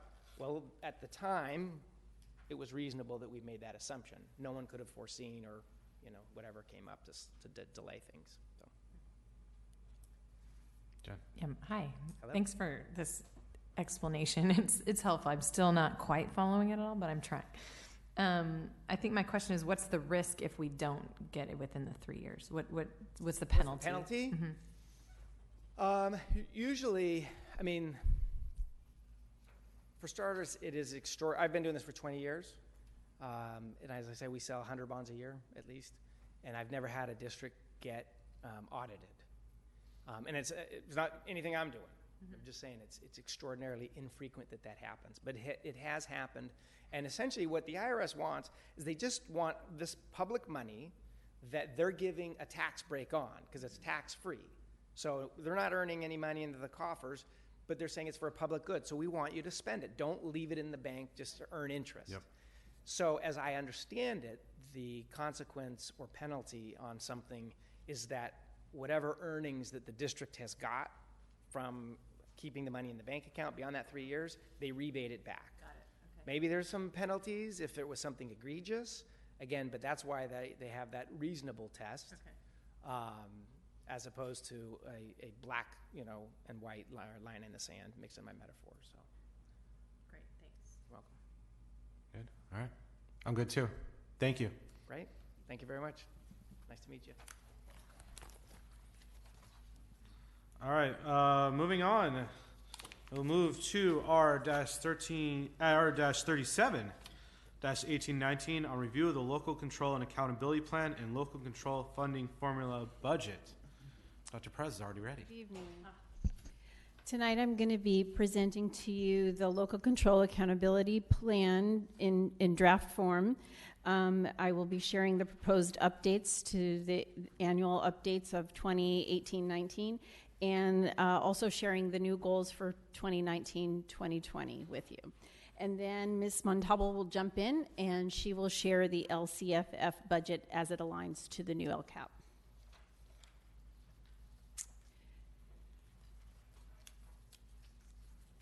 So as you know, this is a cycle of continuous improvement, and the graphic on the right shows you kind of the steps of this year-long process. You define your goals, you just, based on your goals, you create your actions and services to meet those goals. You just determine the metrics that you'll use to measure your progress. You'll collect the information and data, you analyze that data, and then you learn, did we do well? And if we didn't, what do we have to do better? And the whole process is guided through some guidelines that are provided by the state of California. So one of the biggest guidelines that the state requires is that we have ongoing stakeholder input throughout this cycle. And I'm happy to share with you throughout this entire year, we've had our LCAP advisory team be part of this cyclical process, and they've done an outstanding job. We had 22 members representing our classified staff, our certificated staff, and most importantly, our parents and community. Also part of this is the budget overview, which Ms. Montalvo, this is a new piece that was added by the state this year. Ms. Montalvo delivered that to the LCAP advisory team on March 19th. Presenting the draft is what we're doing tonight to the governing board. Presenting also the LCFF piece is also a mandatory piece. Opening up to a public hearing, it's important to note that the draft form of the LCAP is now posted on our website on the front page, thanks to Jonathan, and it will be there it was posted on June 12th, and it will go through June 26th. Any revisions and final drafts are sent to the board on June 26th for their final approval. Also on June 26th, you'll get a copy of what we call the federal addendum. Last year, you got to look at that, and you did approve it, but then the state said, oh, just kidding, you don't have to submit it this year. So we never actually submitted it. This year, they're saying, yes, you have to submit it. It's part of the state's way to share with the federal government that they are using the federal monies, in our case, Title II monies, appropriately, and it's aligned to our LCAP. So the outcomes of this process, again, is opening a public hearing for the annual review of our 2019-2020 plan, presenting the components of the draft to our Board of Trustees, making sure that stakeholder input and feedback is all interwoven throughout this process. That this year we are presenting new goals, actions, and services of our plan more so than we have in the past because we narrowed and revised and are presenting a revision of the plan to you tonight. And then to adopt the plan and review the federal addendum that will be on the 26th. As you might remember, one of the challenges that we had this year with the LCAP advisory team was to really look at how can we make this a true living document that is organically representing who we are as a district. And the team worked hard to overlap the core values that we find in our mission and vision as a district, and they wove it over the top of the state priorities. And what bubbled up was these 4 goals: wellness, educational environment, student achievement, and engagement. And these are the big bubbles for our new goals for next year. When you're looking at the document, I've given you a cheat sheet, but when you're looking at the document is 157 pages. So I would strongly urge you to look at this. It's much easier to read. but I think it's important that you understand what each section is all about. So the beginning part is your budget overview for parents, and that is a new piece like I shared earlier, and it will be part of the actual document that we submit to the county after it's approved on the 26th. Then you have what we call the plan summary, and that's inclusive of the story of Hermosa, where you provide just what your district makeup is, what your demographics are, and highlights of your LCAP based on your 2018-19 data, the greatest progress that you've made in your LCAP goals, and then the greatest needs that you're seeing via the data. In the annual update, this is where you take your goals that you had for 2018-19 and you share how you did in meeting, using the metrics that you outlined, how you did in meeting those goals. We had 7 goals, and we went through and analyzed each of those goals, and this was part of the challenge of the LCAP advisory team. They looked at all the metrics, and they took on a goal, and they looked at, did we meet the goal with the actions and services based on the data that we gathered from parent surveys, from our dashboard data, from our California Healthy Kids surveys, and our staff surveys, and also like our CASP data and things like that. And then you have the stakeholder input section, and that's where you have to describe explicitly how you involved stakeholders in this process. One of the things that they're particularly looking for is how you are involving parents of unduplicated pupils. And before, when I started 3 years ago, we developed a district English Learner Advisory Committee, and that is not mandatory because we have a smaller student group of English language learners, but it's best practice, so it's in there, and it's something that we get feedback on. In 2019-20, you have the goals, actions, and services for the future school year. And this is where we narrowed the focus and revised the goals down to those 4 overarching bubbles that I shared with you. And then in the final document, you'll see the federal addendum. It's not there yet. This just goes over again what the LCAP advisory team did throughout the school year. They looked at all 7 goals, and on the right you see an example of the charts. This was from goal 2, and they went through, and on the left-hand column of that chart, those were the expected outcomes, and then they went in and they would go ahead and say, did they meet it or didn't they meet it based on the data. And then from there, we decided which goals and actions we would carry over into our new goals for 2019-20. And I think I've touched on a lot of that already. Keep in mind that everything is aligned to our California School Dashboard, and the 3 areas of focus in the dashboard are also our 3 areas of focus in our LCAP, our academic performance, academic engagement, and conditions and climate. So everything that you see in our LCAP is represented on the dashboard as well. In the area of increased and improved services, one of the things that I mentioned in this section was that we will begin to implement the EL master plan that the board adopted, I think it was back in February. And this is really important because our supplemental funding, a large chunk of that comes from our EL student population. So it's important that we follow that plan with fidelity and make sure that those monies are aligned to the goals that we have in the plan. And then also to make sure that we are doing tiered interventions for our student groups that are below standard.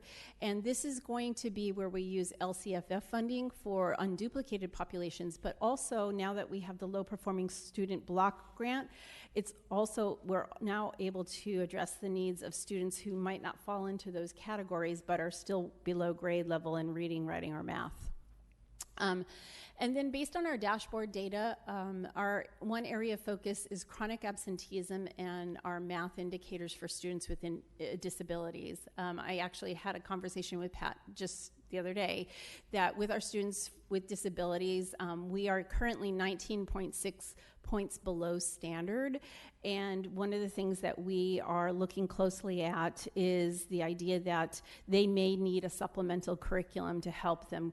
I kind of simulate it as a ship that you're steering and it's got some holes in it. We've got to plug the holes.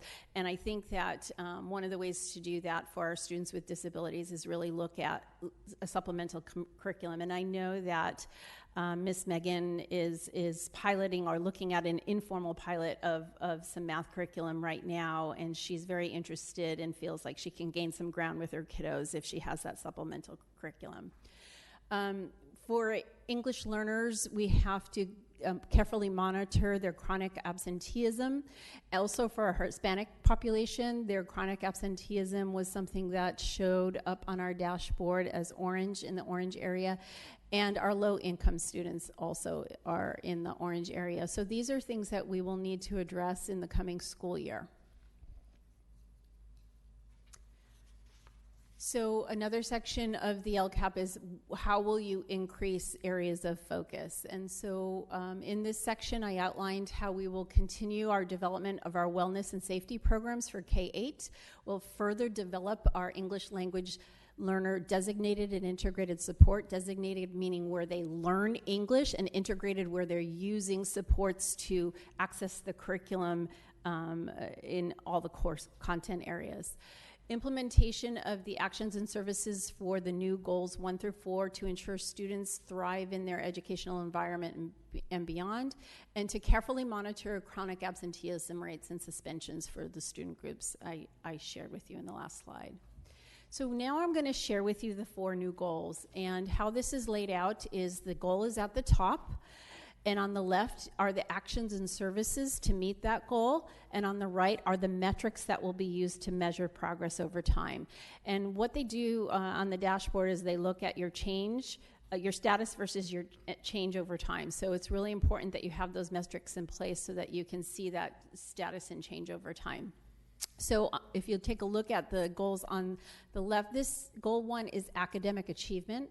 And this goal, the wording of this goal was something that the LCAP advisory team did work on. And basically it says that we're going to improve student-centered instruction for all students to meet state standards. And the goals, actions, and services to do that are 1 through 14 on the side there. Okay. For goal 2, we have engagement. And this is student engagement and parent engagement. We know that the research says that the more that parents are involved in our schools, and not as a layover or an add-on, but intricately interwoven into the decision-making process, into involvement in school activities, and being part and present in their child's classrooms. This is key to student achievement, so that's why this is an important goal. So the wording for this goal is that HBCSD will provide learning experiences that promote active engagement and school connectedness with parents and students. Along the left side, you'll see the 5 actions that will be put into place to do that, and then the metrics that we will be using to measure our progress. For wellness, the goal is the district will implement wellness policies that reflect the values of the school community and empower students to thrive in school and life. And this is aligned to our board vision and mission and our core values. And then again, the actions and services are on the side and the metrics are on the right. Goal 4 is educational environment. This states that we're committed to providing and maintaining positive school climate for students, staff, and families, which includes safety, green, secure, accessible, innovative, and efficient classrooms, facilities, and grounds. The actions and services are 1 through 6, and then on the right side you see the metrics that will be used to measure that. I do want to say that based on the feedback that we got in our last LCAP advisory team, we did add some verbiage about just making sure that we have that green, that zero net energy language inside those actions and services. So those are the 4 goals, and what's really nice is that it makes it so easy when you think about the budget side, the LCFF side of things, because now you've just got these 4 pockets that you can put you can prioritize and divvy things up in a much easier way. And now I'm going to turn it over to Paula. Unless you have questions for me. Yeah, do we want to do questions on the LCAP portion, and then we'll get to the numbers? All right, Jen, do you want to start us? Well, first, I just want to say thank you to you and to, like, all the people that were on the team, because I've read many of these things before, and this is the best one I've ever read. Like, it is so well written. It is super transparent. I feel like it's really honest. It's, I feel like you did a great job, like, the team did a great job listening to the stakeholders, taking all the data with all the different surveys that we've done. I think if you're a parent or a community member listening tonight and you want one thing to look at and read for Hermosa schools to see where we're going to go next year, this is the clearest document. I think it's super clear. You know what the goals are. I think you really can kind of get your hand, you can really get around it. So great job. Thanks. So yeah, I am really thankful that you guys that you looked at that chronic absenteeism for the variety of reasons, and I think if we can, gain back any sort of funding in that aspect, I think it's going to be a really benefit our small little budget that we have, and I think figuring out ways to go and look at the intervention that we're doing right now and trying to capture 100 more of those students that are supposed to be there. And figuring out how we do that, I think it's going to be great to be able to really look and reflect on that. So I'm looking forward to hearing the outcome of that. The one thing I was really interested in, and I think it combined with that tri-agency meeting we had the other night with the city and Beach Cities Health District, was how to push out information or how to get parents the information they need, whether it's if your student is struggling or there's mental health issues or there's vaping, things we want to push out to information to parents. So I'm looking forward to figuring out how we can kind of work together to kind of get those messages out there, because I feel like there's all sorts of possibilities of how to do that. So I just want to really commend you. So thank you for doing that. It's really great. Thank you. Stephen? Just to build on that, also like the engagement, the 22 parents or who are, the others, like it takes a lot of time, and throughout the course of the year, there's a lot of people giving up a lot of time. So speaks volumes. No, I think there's a lot. I love also how you've, brutally simply laddered things, and it's all tracked to metrics. I mean, it's really good. I'm sure, like you said, there's definitely things in here we'll get to, I guess, more with the budget and other things, but really well done. Thank you. Thank you. Maggie? I echo the compliments. This thing is the beast, and you tackled it beautifully. What really stuck out to me, though, was also around the parent engagement, and it feels like we did a miss in only offering one attendance effort where we collected attendance with Beach Cities Health District, and I understand how there was a mismatch in the attendance piece, but it feels like we probably should have shot for more than one attempt to try and engage parents around social emotional work. And then the second piece, also centered around parents, was specifically on our unduplicated count students. The programs we list, I think, are great programs, but I'm curious to see how much they actually, it's Action 5 underneath Goal 5, and to see how much they actually align with Goal 5, Action 5. What page number?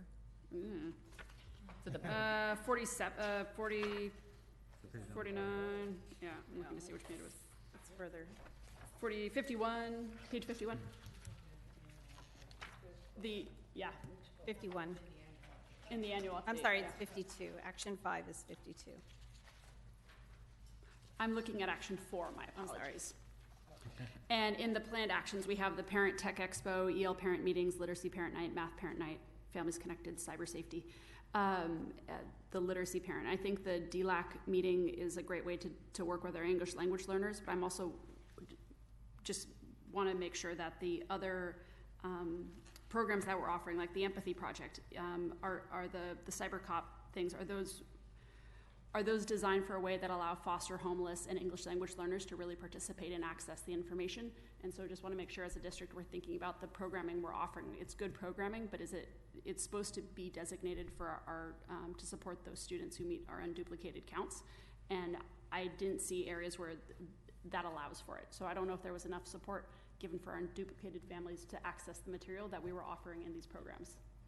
So for us just to think about how we offer these programs to make sure. So for that particular action, if you go to page 49, actually it's actually on that same page, page 50.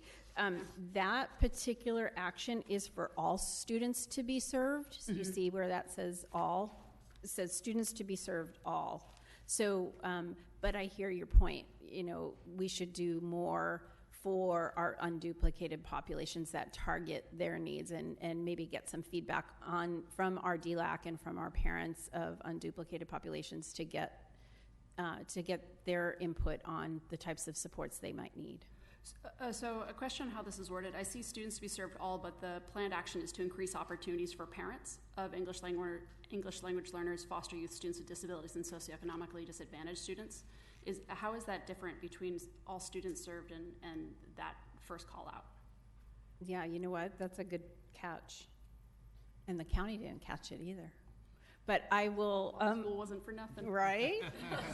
That's Finally, a good paid catch. off. So I think it's supposed to say primarily for parents, but that's a good catch. Well, no, but I think to your point though, these programs are good programs and they do support all students and all families. Like this is worthwhile content and great information. I'm just concerned because I attended some of these programs, the Empathy Project. Did we have an eye at that program to really support our English language learner parents? And I didn't see that present there. So if that was something that was meant to support the social and emotional of our English language learner parents, I don't think that was a connect. Well, keep in mind though, this particular action was written 3 years ago, right? So, and you can't change it. So even though it should say primarily, the board adopted it last June, and you cannot change not one word because it's board adopted. And so even you can change the actual actions and services piece, but where it says planned actions and services, that was what the board adopted. You can't change anything. Got it. Okay, thank you. Yeah, please. I had one other question. We had talked in the document a little, there was a reference to restorative justice, and I just wanted to, I get excited because I'm like, okay, we're going to have restorative justice programs, but I'm guessing that we might mean, can you tell us more about, is that something really that the district is looking at, or is that something that we might want to just rename something else, or is that really, are we going to be true to the restorative justice practices? I think that we've started to do some of that, but not to the formality of really, I think we would need to be trained. Yeah. But I worked with Ms. Rockwell this year to provide kind of a restorative justice approach to a situation that we had with students. So, I can change the verbiage, but formally, like where you're actually being trained in that, we have not planned for that as of yet. Yeah, I would second Jen's point on that. I don't think we do fidelity to the term restorative justice by doing it if we don't wholeheartedly adopt it as a district. And so we can talk about restorative practices, but I would reduce the ownership of the title because we don't do it with fidelity. Okay, I will change that to, are you good with restorative practices? Okay.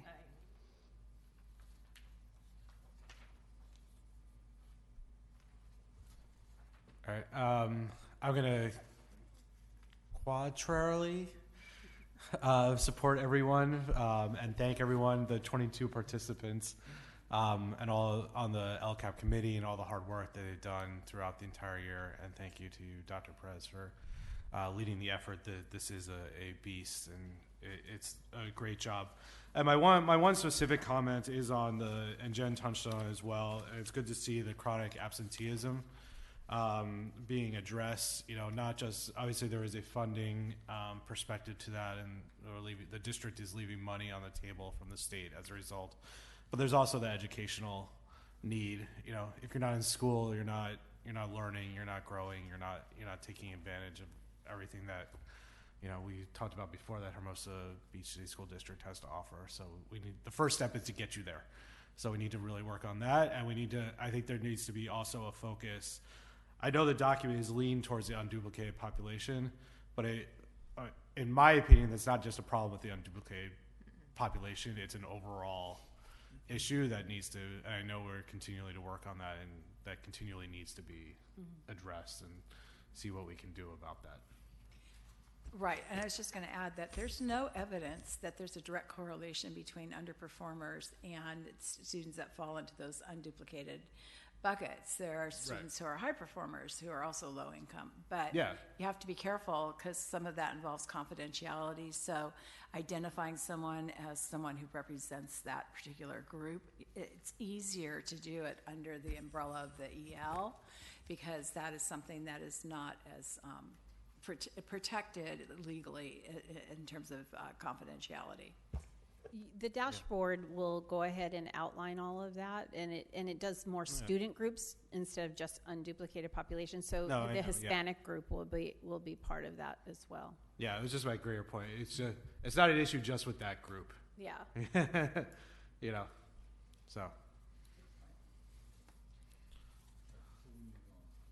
Yeah. Do you mind if I, just a few other, is now a point to go through some of the data points that's in here and query some of them, or do we want to, was it more specific to the presentation? There was things that came out of this that I was wondering, okay, these are really important action points, like absenteeism, and what are we going to do about it? And it may not be for a full discussion point now, but is that something that we'll come to talk about? In the past, we've talked about informing parents about what it means, the issues of educating and informing them and doing that over the period. So I've got some key topics like that. I want to get, at least to put it out there to the board and question to the superintendent and team as to what can we be thinking about for next year. But I don't know, is this the right time to be getting into this, the weeds of things? Or? This is really more of the what, right, rather than the how. Okay. So once this is adopted, then we can start getting into the how, and we can actually, depending on what the board wants to do, we can reference this more frequently during the year. Okay. And go into some of those ideas that you have and circle back around. But this is really the framework, and then the work that's underneath the framework, we can have some discussions about that. That would be my recommendation. That's great. And I only say that because that's why I sort of preface it with, great, this is a fantastic, great job, sincerely. But equally then, I realize as we're getting into it, there's the absenteeism, there's things that we can control. There's Google Classroom, there's other things I'm seeing in here that I want to make sure we're getting into as a board. And so I don't know, I just want to make sure I'm directed as to when's the time, because I've got a lot of notes about it. So if, if the board wants to review this again and go through and pull out the items that you think you want to focus on, any one of you, with regards to the actual actions, then why don't you go ahead and email me what your thoughts are, and then I can look to see where there's capacity, and I can start to prioritize it by which items crop up that the majority of you want to look at, and start to create some sort of a opportunity for us to come back and discuss them. Okay. Does that seem fair? Yeah, totally. A second. All right. Okay, Paula. Thank you.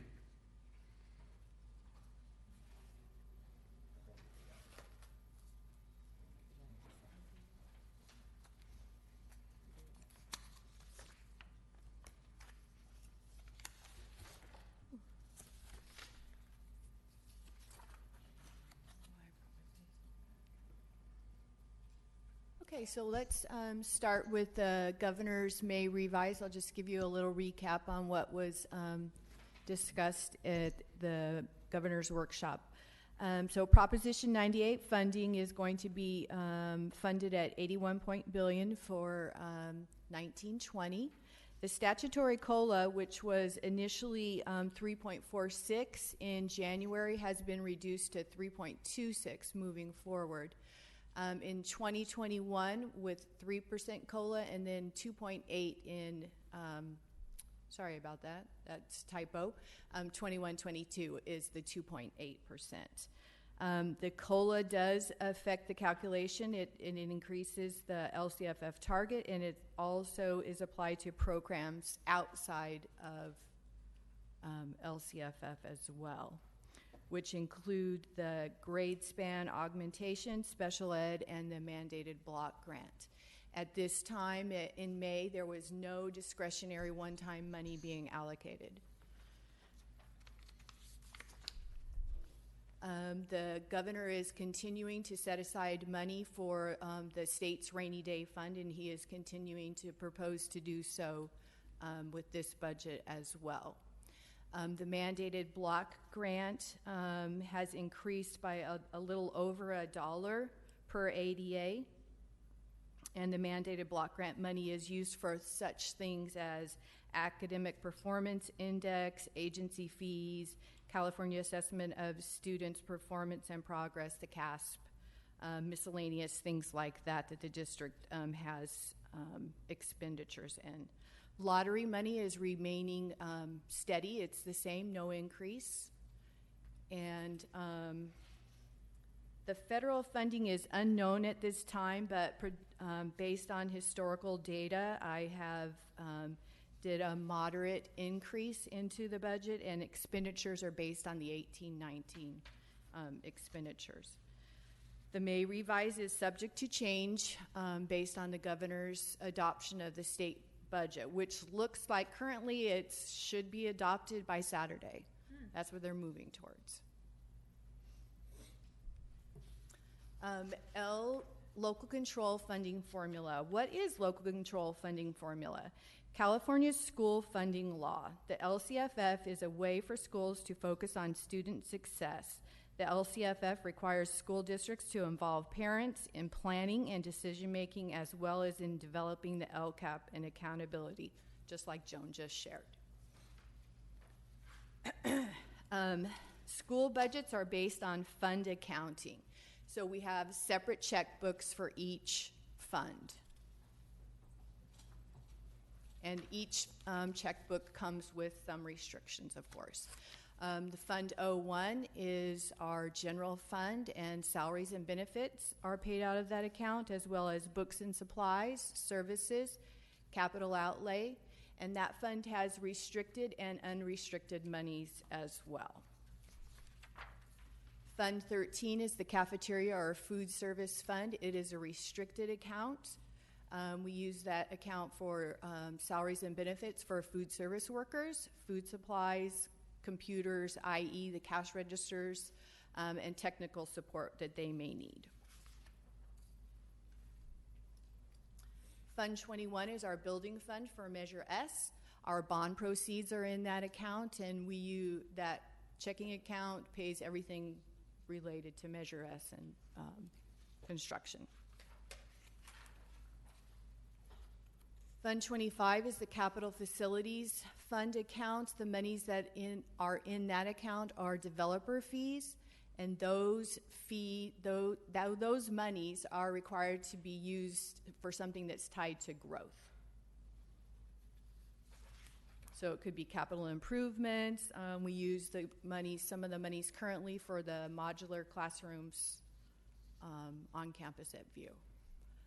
The Fund 40, the Special Reserve Fund, is the remaining money from the proceeds of the sale of district property previously. And these funds would be used for unplanned emergencies that fit into those categories: modernization, technology, or classroom furniture. Fund 51 is our debt service account, and that's where the bond interest and bond redemption checking account, that's what that's for. Budget impacts for 2019-20. Governor Newsom is planning for a slowing economy. It's not a recession yet, he says, but he is planning for a slowing economy. And that, of course, is going to affect all our funding, whether it's state, federal, local. Special ed funding, tax initiatives. We've already talked a little bit about enrollment and our ADA and chronic absenteeism and getting those things up. It affects our cash flow, as well as looking forward to employee negotiations, and then just our everyday operational expenses will be affected. Our local control target funding formula, this is our base grant rate, and then our COLA, and then our grade span. So the COLA has been applied to each of those categories. As you can see in K3, we're getting the most per student there at $88,503.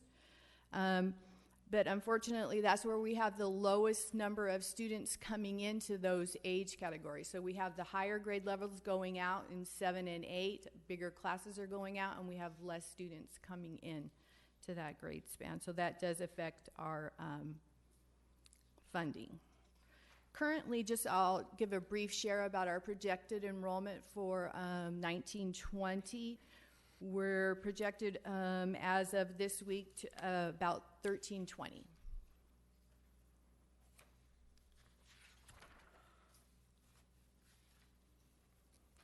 So our projected operating budget for 2019-20 is $13,602,027, and that's 79%.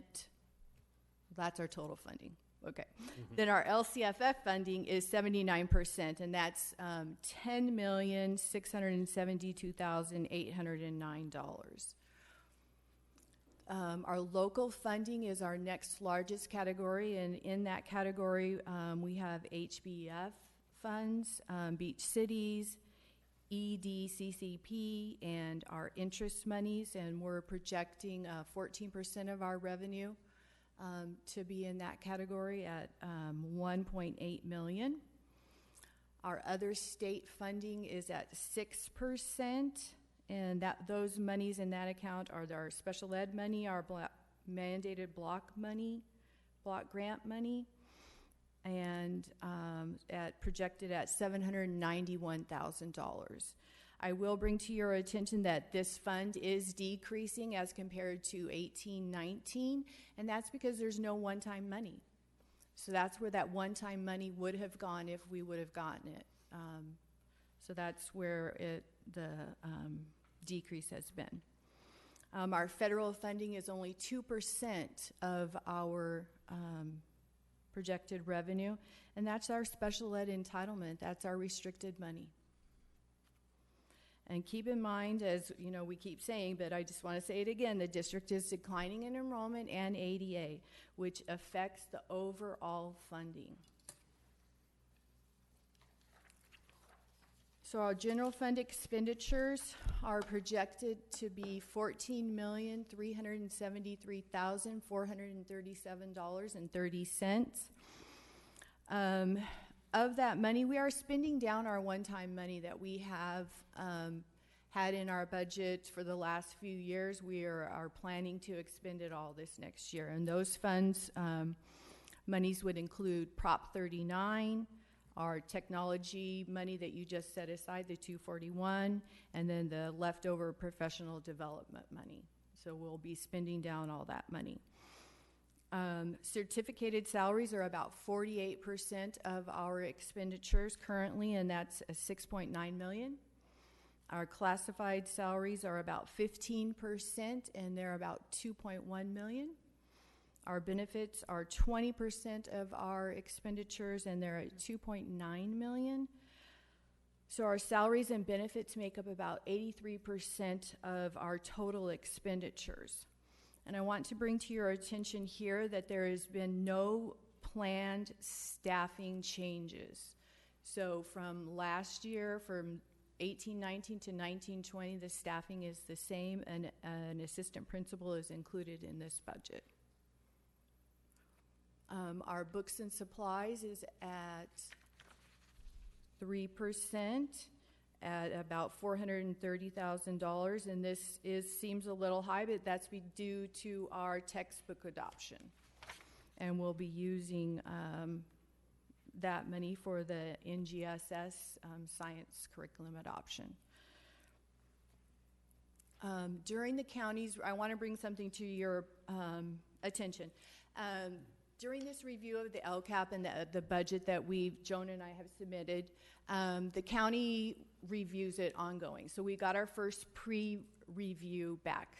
And in that review, they let us know that they found $25,618 that we had not expended for the supplemental or intervention budget. So it has not been included in the LCAP. So Joan and I are going to go back and we're going to take that additional allocation, apply it to the budget, and apply it to the LCAP, which is good news for our at-risk students. So we have $25,000 more that we can put into the program to get them to where they need to be.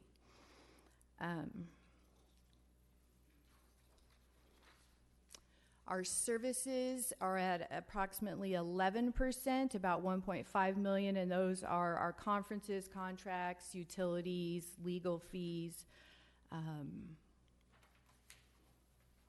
then our capital outlay is 2%, or $296,436.25.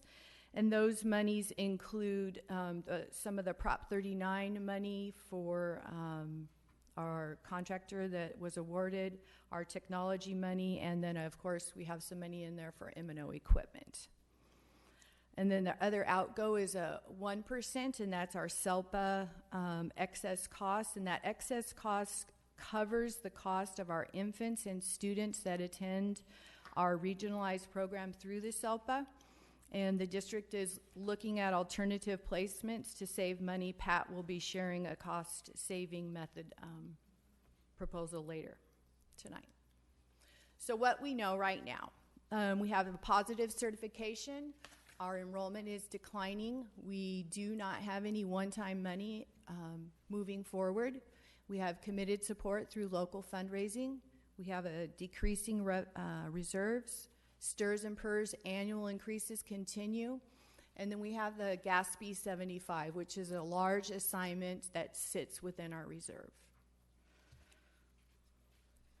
What we need to do next is focus on needs, not wants. Monitor our programs and costs closely to keep tabs on that. Review position control. Pursue alternative funding sources. We need to look outside of ourselves to get some additional funding. Maintain our AA credit rating, and John Isom shared earlier how important our credit rating is for the sale of our bonds, so we want to do that. We want to monitor student enrollment and attendance, and then we are going to be preparing for the opening of North School. That's my presentation. You have any questions? Thank you, Paula. Other questions? Stephen, you want to start us? First of all, thank you very much to yourself. Particularly, I gather you were unwell. Yes. So, you know, this is magnificent. But also to staff, superintendent, I think, when I went through the budget, it was like I had this sort of the feeding of the multitude with only 5 loaves of bread and 2 fishes. Like, it was just, you know, how we're able to even achieve some of the needs, let alone the wants. You know, I'm constantly sort of forefront of my mind is the fact that we've got declining funding, and that's a worsening state of situation to the fact that we are the lowest funded school district in LA County and the 3rd lowest in the state. So, you know, the scrutiny around the budget is paramount, and I think thank you for this. That's great. Also, we can't say it enough, but to all the parents, community members, because when you look at the line items of what HBF in particular, but also PTO, tonight we had music. It's the checks, it's the couple of $100 here, it's the couple of $1,000 there. But certainly with our larger organizations, they're contributing. It's incredible. So I just want to say thank you first and foremost to them. I think there's going to be some fantastic news from Carol at our next meeting, so I won't steal too much of her thunder. Also to know that there are no planned staffing changes. from our previous meetings and just having to evaluate things and make those tough choices. You know, I'm really pleased, again, with the input of our community, parents, the staff, and to get there and to be able to have that position still in the framework is fantastic. I have a particular set of questions, but it might be one for consideration because I believe it's embedded in here, but is around EDP. Mm-hmm. We've got a program that isn't specifically broken out as a line item in the budget. If I'm correct, am I correct on that? It's embedded of sorts. I mean, it's just as a project. And in previous presentations, we've had, you know, when we went and set up and established for what we're going to do next year, it was a very sort of detailed breakdown on things. So I'm not, and I know we're going to get there, and I know actually we're still planning, accounting for numbers and whatever else, but I just want to make sure that we're thinking about that and setting that up for success next year.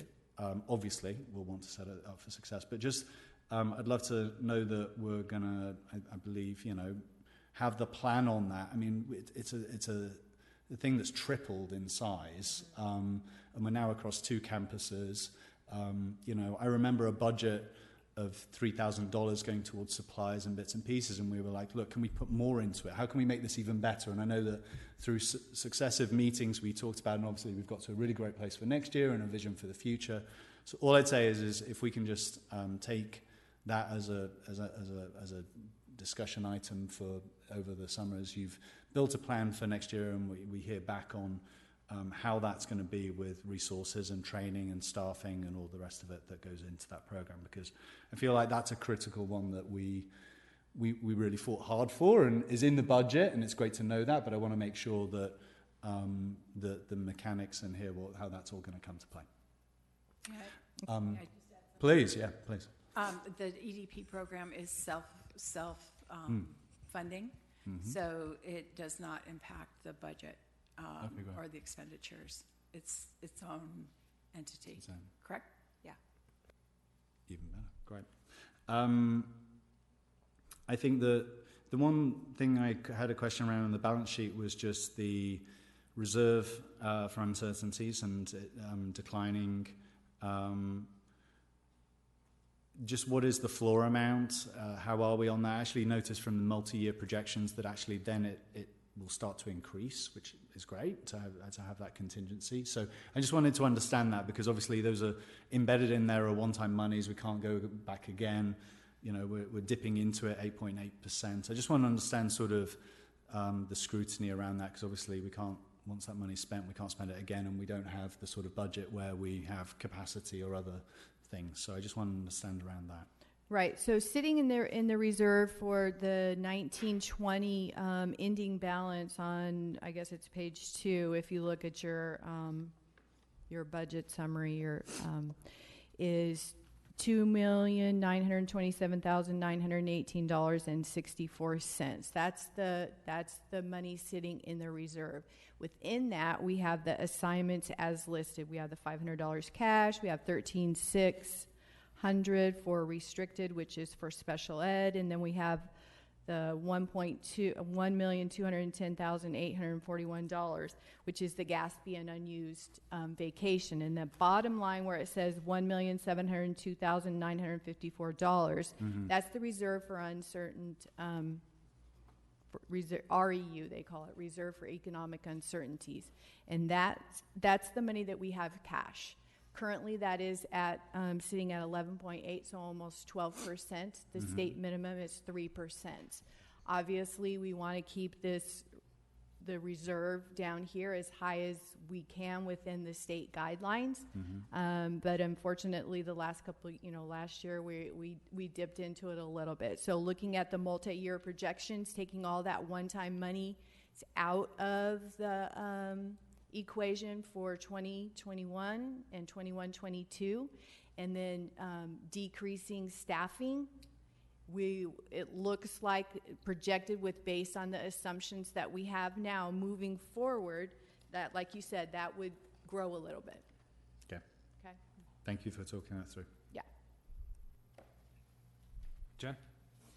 I just had a question on, it's in the book, it was on page 150 of 157, it's called LCAP Expenditure Summary. Uh-huh. And I just didn't know if that was a typo with the HBF line, or if that was, it was just not applied to LCAP and it's put in like a different fund. So what page was that, Jen? I'm That's sorry. 150. 150.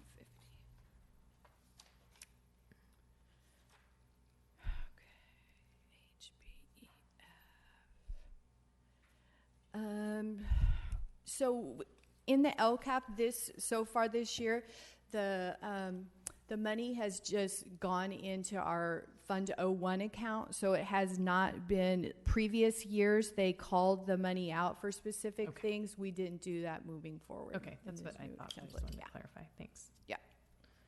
Is there a way to then correct? Do we need to correct that or take that off? I don't want think to we give can. them. Yeah, we can't change this template now until the 1819 old stuff goes away, because there are expenditures on that line. So maybe in the future that line could drop off. Or can we add it? Can we take the money out that HBF gives and allocates it on a separate line? So that you would want to see the allocations for 1920. Well, I personally would, yes, but I'm not sure if I'm speaking just for myself. All right, so. I will look into that and see what's the best action, and I can get back to you with that. Okay. Good. I had another question on the ADA page. I don't know if that's, we've already passed that page. Sorry. On the ADA page, which is in the tab that says average daily attendance. And I think my question was, where's this number from compared to where we are now? Our ADA now is 1347, and our ADA here is 1,293. Is that how I read this? So you're talking about the 1347 is our enrollment. Okay. Our ADA is our average daily attendance. Not every student comes to school every day, so our ADA is our average daily attendance. And again, so this just goes to the money that is lost, is left in the table, families, parents, community members that are going on this fantastic vacations, which I think are always interesting and good, but we are that is a huge number. Yeah. So our P2 ADA was that $1,294.93. So we are only getting funded, families, for 1,294 students, even though in our district we have 1,347 students. So that's a big number difference.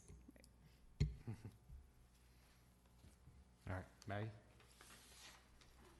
Thank you. Paula, thank you so much for the work on this. I know it's been a lot.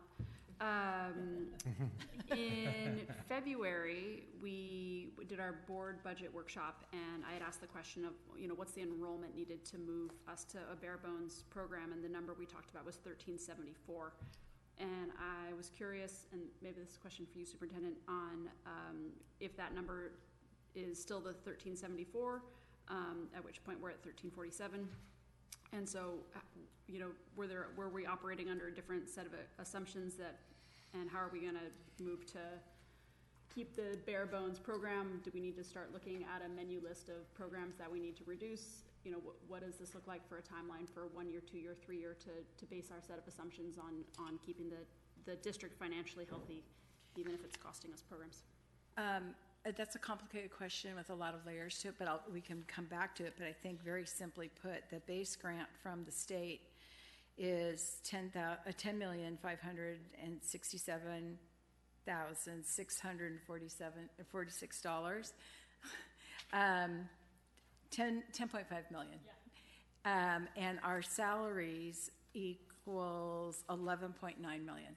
So right there off the top, we are not even meeting bare bones with the equivalent of salaries. We're $1.4 million over what the state gives us in terms of our salaries. We are not the highest paid district in terms of salaries by any means. Our beginning teachers are competitive, but once you get past that first through third years, we are towards the bottom. Now, our neighboring districts have been negotiating, and they've been setting some standards in terms of what, the market will bear, and talent is becoming more and more difficult to acquire. It's very competitive. So when you're looking at bare bones, I think that that's a really good starting point.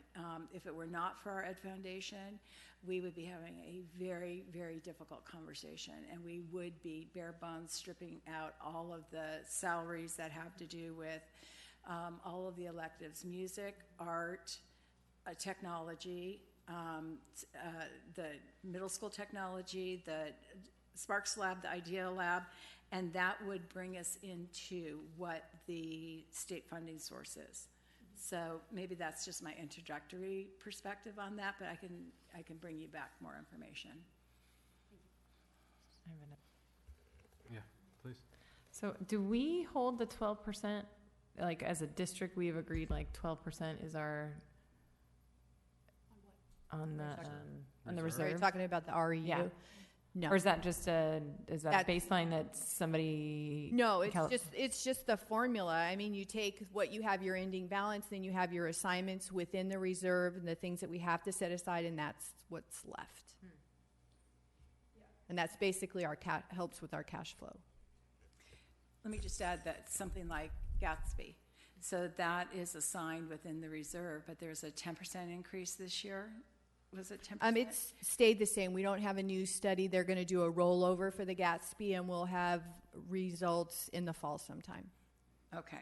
So, but there are annual increases to those assigned buckets, if you will, that are protected from within the reserve. So you can look at a reserve number as it relates to the reserve, both assigned and unassigned, or you can look at it in terms of your cash flow. And I think we're down $100,000 from last year in terms of cash flow. But we are spending those assigned buckets, some of which we spent from 2016-17, one-time money. I mean, that's how we hang on to really identify our needs. Because if we just don't spend it because it's sitting there, we really try to be very prudent about planning for how that money is spent. But the Gatsby, the STRS, those are things that are out of our control. Step and column, these are all things that we budget for and we're planning for it. We did have some unexpected and planned for big expenses this year, and we expect it for next year. But we knew it was coming, and so we've worked towards that. But as Paula points out, then we also have some assumptions that we can use to start to build back up as the board makes decisions about what kind of programs to keep or what direction you want to go in the future. And so do we just kind of continually educate our teachers union and our families on like what makes up that 12%, just so I think that there's a lot of public information out there from the LAUSD teacher strike about reserves, and I just think it might behoove us to kind of get ahead of like making sure we're really transparent on what's in our 12%, and how when a really small district, like the 12% is really important to keep. Well, the 12% is just the cash part of it. Right. That's just the cash part of it. So it's not restricted. It's for whatever we may need. But we have to keep a balance. Also, if HBF disappeared tomorrow, we'd be sort of up a creek without a paddle. So we have to keep that balance. So I just challenge the 3% a little bit, because we're not in a 3% state. And back to Maggie's point, what is our minimum threshold? What is our threshold for that reserve? Just so we understand, like, it's fine margins here. So I just want to make sure that, okay, well, if that gets down to 9%, it's already sweaty palm time. Now it's really tricky time because we don't have any room to maneuver and we've got to start cutting things. I think that's where we're just looking for that optic. I know we're not there. We're really fortunate that, quite frankly, we've got HBF and other parties stepping up and contributing, and that without that we'd be having really, really difficult conversations. But I think we're just, as a board, maybe trying to orientate ourselves around, if things go dire, if the economy goes dire, like how do we just want to sort of also manage those expectations for other parties going into next year? So we're just trying to keep that information flow. So the state requirement is 3%. That's your bottom line. You have to maintain 3% reserve. So yeah, anything above that is extra. Now, as a small district, we have received a waiver so that we can have a bigger reserve. It did move up to 6%, so we can go, sky's the limit. The board can decide how much they want to do. But if you're talking about, so if you go back to my modern math, and so don't hold me to this, but if we're looking at the base grant being short $1.4 million, and we've got, how much, Paula, cash? Is it 1.8? 1.7. There you go. There's your answer. So we'd have a $300,000 balance if we were to take that reserve to offset the 1.4 million that the state does not give us to even pay for our teachers. So does that help? Yeah. It's horrifying. Yeah, it's horrifying. And what's more horrifying is the fact that we don't have the same needs as other districts do in the state. And the more I'm out and I speak with other superintendents, the students who are so deep in poverty and so challenged in so many ways that I really think that in our area we just can't imagine that these realities take place and the amount of money that it takes to support them. But at the same time, this money is filling the gap that the Ed Foundation is filling the gap of what the district isn't getting from the state because of the population of the children don't match the state's formula. So it is what it is. And it is what it is. And so gratitude all the way around. And I know that each of you and everyone in the audience is beyond grateful for the leadership, the volunteer leadership of the Ed Foundation, the PTO, anybody who buys a candy bar, or whatever it is, it's all going back in. So these are challenging questions, but we do have, assuming these assumptions are going to come to fruition, we should turn back into not being deficit spending, not next year, but the following year. And a lot of districts are not in that position. The reserve can also be impacted by unexpected costs and it's some sort of an environmental situation that we are not covered for, or any district in California is covered for under their insurance, or a student with extreme special needs. And that's always been something that school districts have tried to be really diligent about. And those are real costs that any district can be presented with. And especially in the area of special needs, I mean, if the child needs these services, then we are going to provide those services, but it can come at times at an extreme cost to the district, and that special ed funding doesn't cover it. These are kind of the challenges, but they're not new. I feel like the conversation's been ongoing since forever. But it is an interesting perspective when you do look at bare bones and you look at actually what our salaries are costing. Do you have another question? Yeah.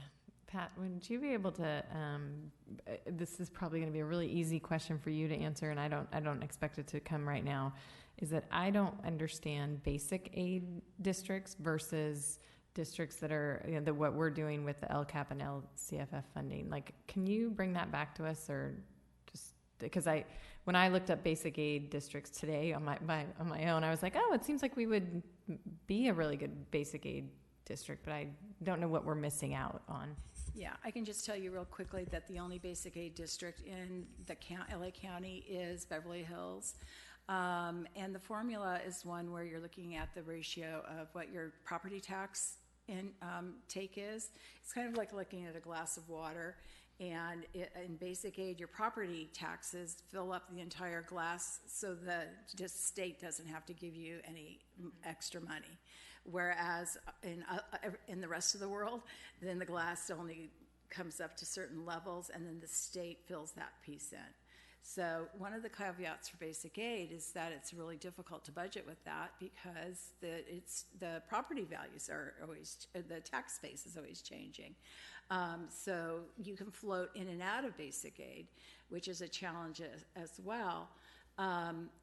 When you're a basic aid district, you want less kids because your money is fixed, your funding is fixed, and so the fewer kids you've got, then the more money you have to spend on each one of those children. So when I was working in Beverly Hills and we became basic aid, there was a significant percentage of our enrollment in the district that was from LAUSD, from Westwood. And we took a full year and revoked all of those permits and sent their kids back to their neighboring districts because it was not maximizing the dollars per student that you would want if you were an ADA district like we are. So since we have a declining enrollment and we have in Hermosa a tax base that's increasing with property values, is that something we should look at? It's not up to us. Who's it up to? The state. The state is the one who has the formula, and you have to fall into it. And so, Do they offer it to you, or I just don't know how that works. You either fall in or you fall out. So the state is the one that regulates that. And Manhattan Beach, they have. Let's just look at them. They've got an industry. We have no industry here. We're 50%. I think the last time Angela looked at it, we were 50% away from hitting basic aid. We're not even $1 close. There are other. Palos Verdes is not a basic aid. Just Beverly Hills. Santa Monica is not basic aid. So it's something you could probably put to the side just because it's not going to happen. Do you have another question? I realize we're pushing time, but it goes back to the informing and educating parents is just a request. I know it's not like the summer, you've got sort of everyone gets time to crunch these numbers, but it is a good talking point to be able to, as bad as it is, with the lowest or the absolute lowest or the third lowest. Like, it just helps frame it. It helps shock people because they come here knowing we have fantastic schools, but we don't have those financial resources to sort of maybe, it's more the basic side of things. So if we can, as and when those numbers are able to be crunched, it'd be great as we're coming back with some of these data points to also have that as well. That'd be great. I just have a few comments. First and foremost, as everybody said, the HBF and the other local groups, the work that they're doing is so important here. The budget to get to to keep our reserve at the 1.7 includes a 30% increase in local revenue. And I know Carol and her HBF team and Lisa and her PTO team, they're out there working on it, and it all is looking positive, but that's a big number that we're trying to reach just to keep 1.7. And then in the future years, to basically be, break even, it's got to stay at least that level. If it dips, then that dips. And, we're back in this place. So we thank them for all their hard work. We thank everybody who contributes and volunteers and everything for that. It's just invaluable to what we're trying to do. Next, I want to thank Paula for doing a fantastic job. Still her first, somehow it seems like she's been no offense to Angela, but it seems like she's been up here for a long time, but I think this is still her first budget. This is my first one. Her first one. I don't know how that's possible, but I know it is. It did a really fantastic job.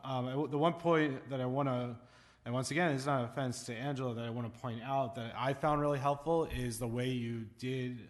We talk about you broke out that 1.7 number so clearly and the reserve, and what is really the reserve, because you can look at this and be like, oh, next year the reserve is really 2.9, No, it's not 2.9. It's 1.7.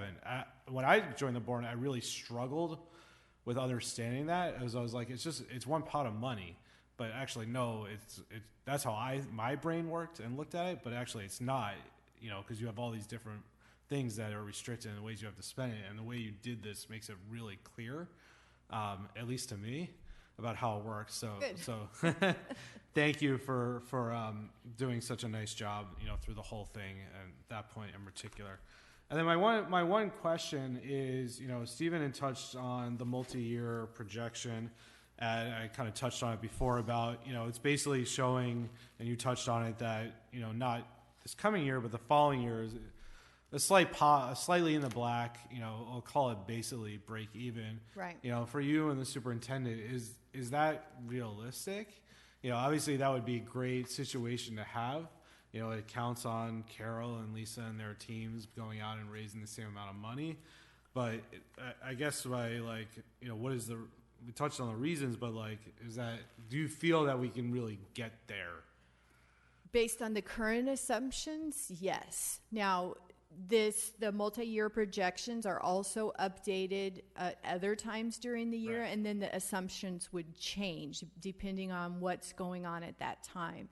So it is really a moving target, and depending on what's going on at the district at that time. Yeah. No, I know. So it's always realistic a with forecast. it's What we know realistic. today, it's realistic. Right. I know it's based on a bunch of assumptions. Right. I will admit, we talked about this a little bit the other day. When I saw that, I was like, whoa, really? So I wanted to kind of get a sense of what you're kind of thinking. And, I know we went through kind of the reasons for that, and it's been touched on this meeting. But I will, even with that, I will emphasize it requires that same 30% increase in local revenue and everything like that. So it's not, even though we're saying it's basically break even in the future years, there's still, that's based on the commitment of everybody continuing to give and continuing to work so hard, continuing to volunteer and continuing to raise the money and doing everything that everybody's currently doing at a 30% higher level than they did it last year, which is kind of hard to fathom. Right. But it sounds like we're on our way. So, yeah. So with that, I think we can move on to the public hearing piece of this. So we've now been through, Dr. Perez gave a great recap of the LCAP. Ms. Montalvo gave a great recap of the local control funding formula budget. We'll start with the LCAP and the public hearing for H-03-1819 on the 2019-2020 local control and accountability plan. Are there any public comments? Mr. One member of the public. Not to put you on the spot. All right, with that, I am going to close the public hearing. No? Or the public hearing at the meeting? Yes, it stays open. Yes, we've opened the public hearing. Sorry. We're used to closing public comment immediately. I apologize. All the documents are available on the website through the 26th. We encourage the public to look at them and contribute comments. Either, I guess they can send written comments to you or to any of us. And we will have a public comment period at the meeting on the 26th, I assume, as well. Correct? Yes, you can also review it. There's a paper copy at the district. Okay. So, and it would be helpful if you would, if there are any comments specific to the plan, if you'd send them to our way, because we'll be the ones who will be making those adjustments and also considering whether or not they're relevant. Then we'll pass those revisions on to you. Okay, perfect. Thank you. Mm-hmm. Okay, so then we will move on to H-04-1819 on the hearing on the 2019-2020 local control funding formula budget. Are there any public comments on that piece? You're good, Mr. Gasho? All right. We appreciate you sticking it out this late. With that, we'll close the meeting portion of the public comments on the local control funding formula budget. Similar to the LCAP, it is available in paper at the district office, on the website. If we encourage the public to look at them and contribute public comments either via email or we will have public comments at the meeting on the 26th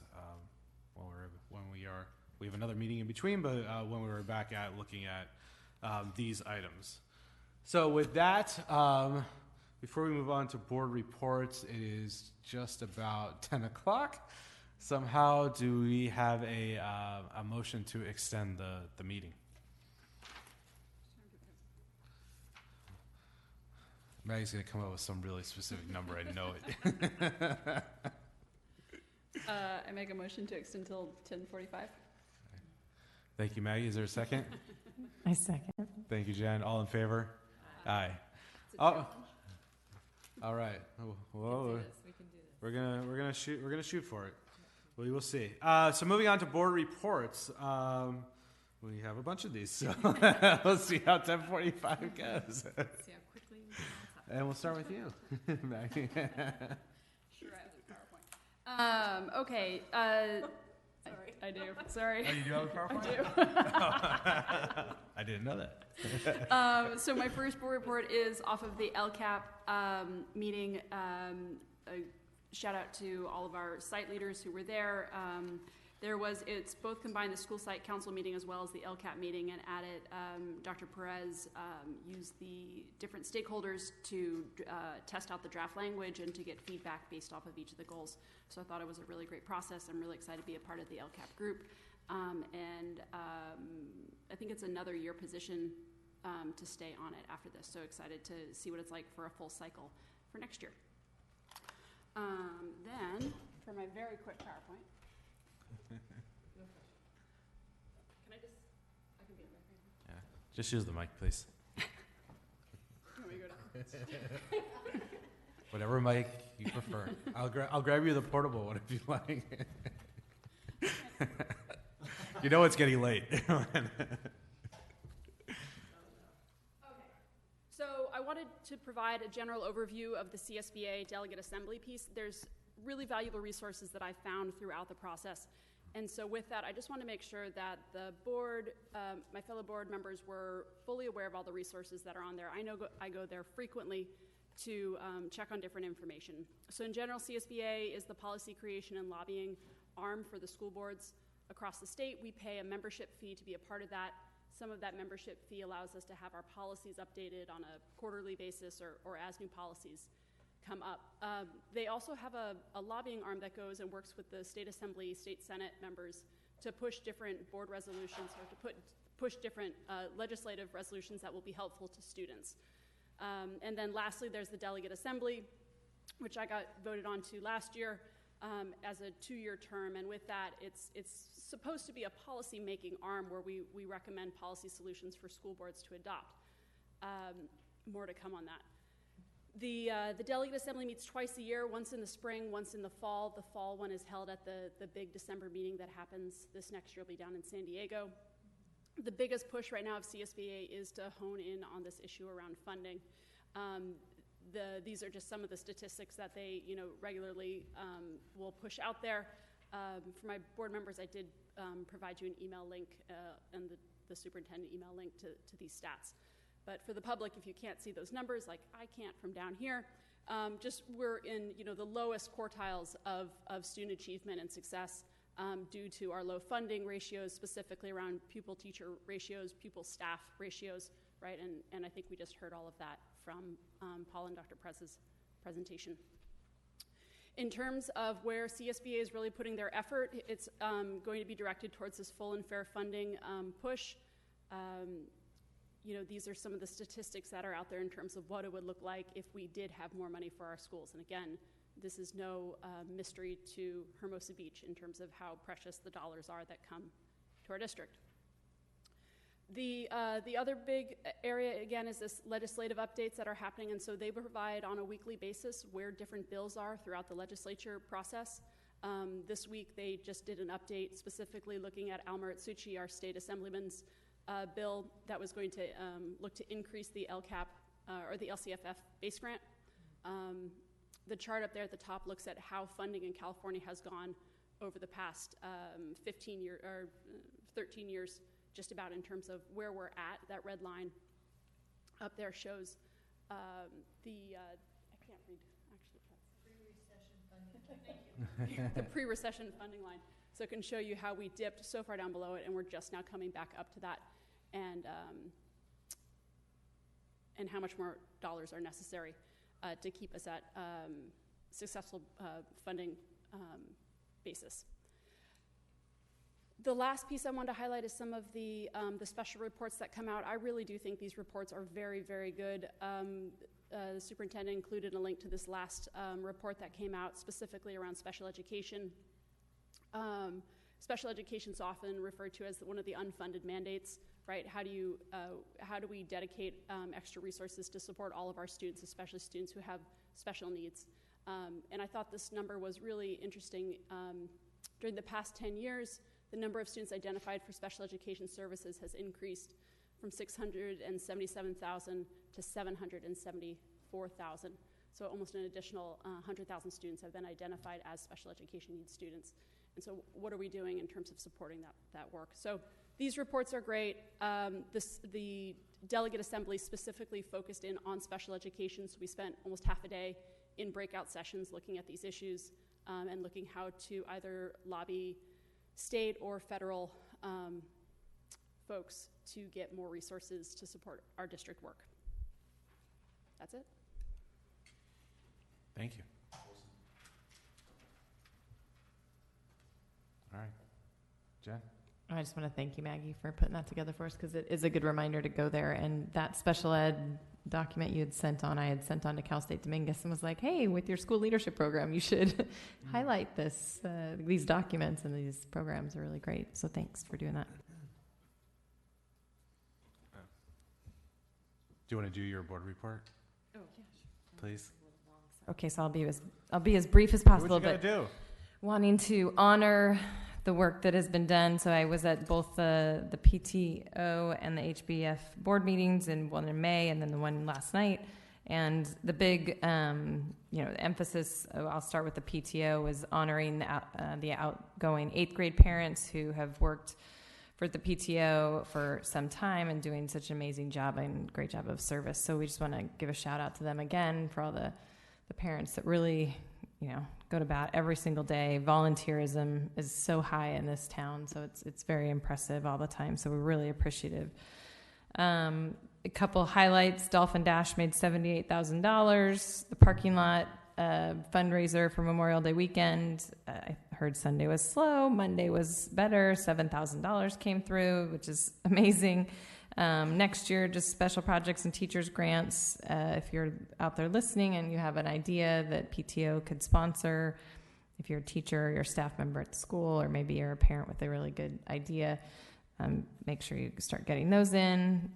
There's a gently used school supplies fundraising drive that is going to go to help support the Lenox School District. So if you have gently used school supplies at your home, or if you work at a school or you want to donate in an office, bring it onto the school.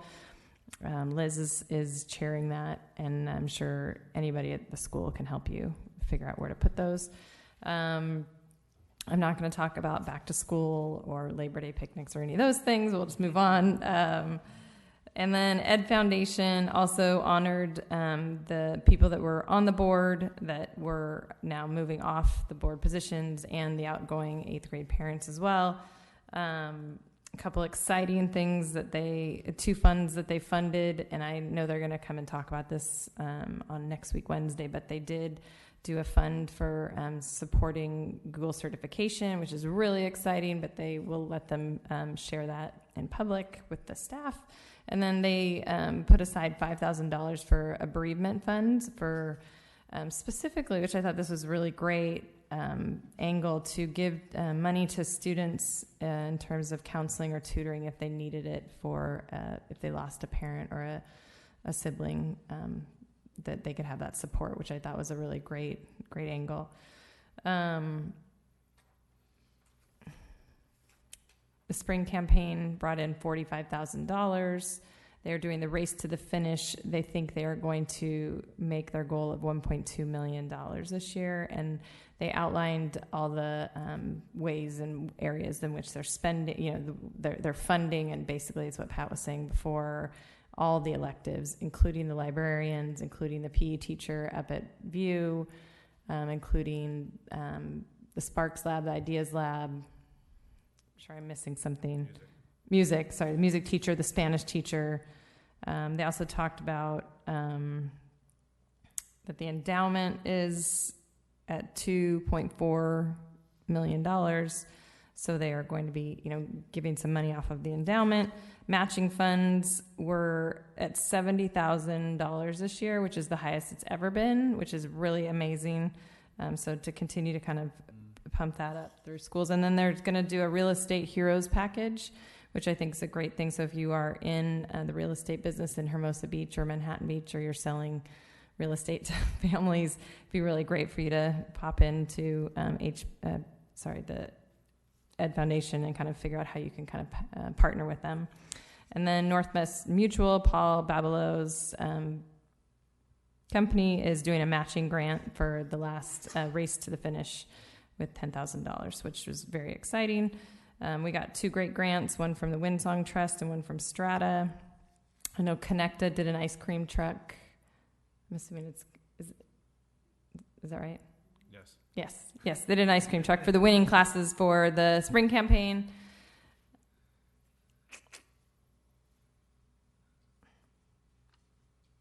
And I think that is about it. It was a very exciting board meeting, lots of appreciations, and a lot of money that's going to come to the district. So we really, again, thank them. Well, it'll only come if people realize that we're not done with our fundraising. And that was the message that Carol really asked me to put out there. So this is fantastic, but we don't want to mislead people into thinking that we still need, if you haven't donated, now's the time. So just to add that caveat. Exactly. That is what, yes, she's like, it is not over. We need that extra money now. And she's, definitely like into showing to where it's all going. So it's very transparent. So. Thank you. Stephen? Thank you. I didn't realize the stakes are now making presentations like present. Got to get it. He's raise always the bar. He's over raise the there bar. up in the game, man. Prezzies. Mind you, our tech team are the ones who have really set the bar the highest. Okay. I wanted to give an update on Transformation Committee. Myself and Jen and others from the leadership team went to a couple of places, which I think that as part of the Transformation Committee, some of the areas we're looking at is technology and how technology can help us, enable us to do more with less, which I think, based on the budget conversations, etc., is paramount. And also looking at other educational institutions, seeing best in class, seeing how other folks are doing it, and then seeing how we can potentially bring those things back to our district. So that was the purpose of a couple of our meetings. The first of which we went to go and visit is Ad Astra. Ad Astra is not the movie that's coming out this summer. Mm-hmm. And it's actually it was brought to our attention because it sort of flies below the radar. It's a private school, but it's Elon Musk's private school at SpaceX for his children, which has grown substantially, and is a phenomenal education private school. And they have a particular class that we got invited to that was referred to as a synthesis class. And I think it was a really interesting thing to actually be in the class as the class was happening, the project was given. And the whole point of this, if you're interested in this at all, if anyone's following, go to adastraschool.org. Actually look and see if you want to apply to get into the school. You'll see what I'm talking about, because they set ambiguous ethical problems or projects. And these are projects that arguably you can't solve, or if you do look to solve them, you potentially have to make certain ethical judgment calls to be able to get there, but you have to use data, you have to use reasoning, critical thinking, etc. So there was also other interesting components, and as we think about who owns the learning in our schools and sort of that big endeavor, I think that it was really fascinating. You have to earn these projects at this school, so there was also an element of making the projects meaningful, and homework was meaningful. I think all these sort of things are great values. And so one of my takeaways was that, well, we actually have much of this already. I mean, we've got great innovation labs and Sparks and Idea Lab, etc.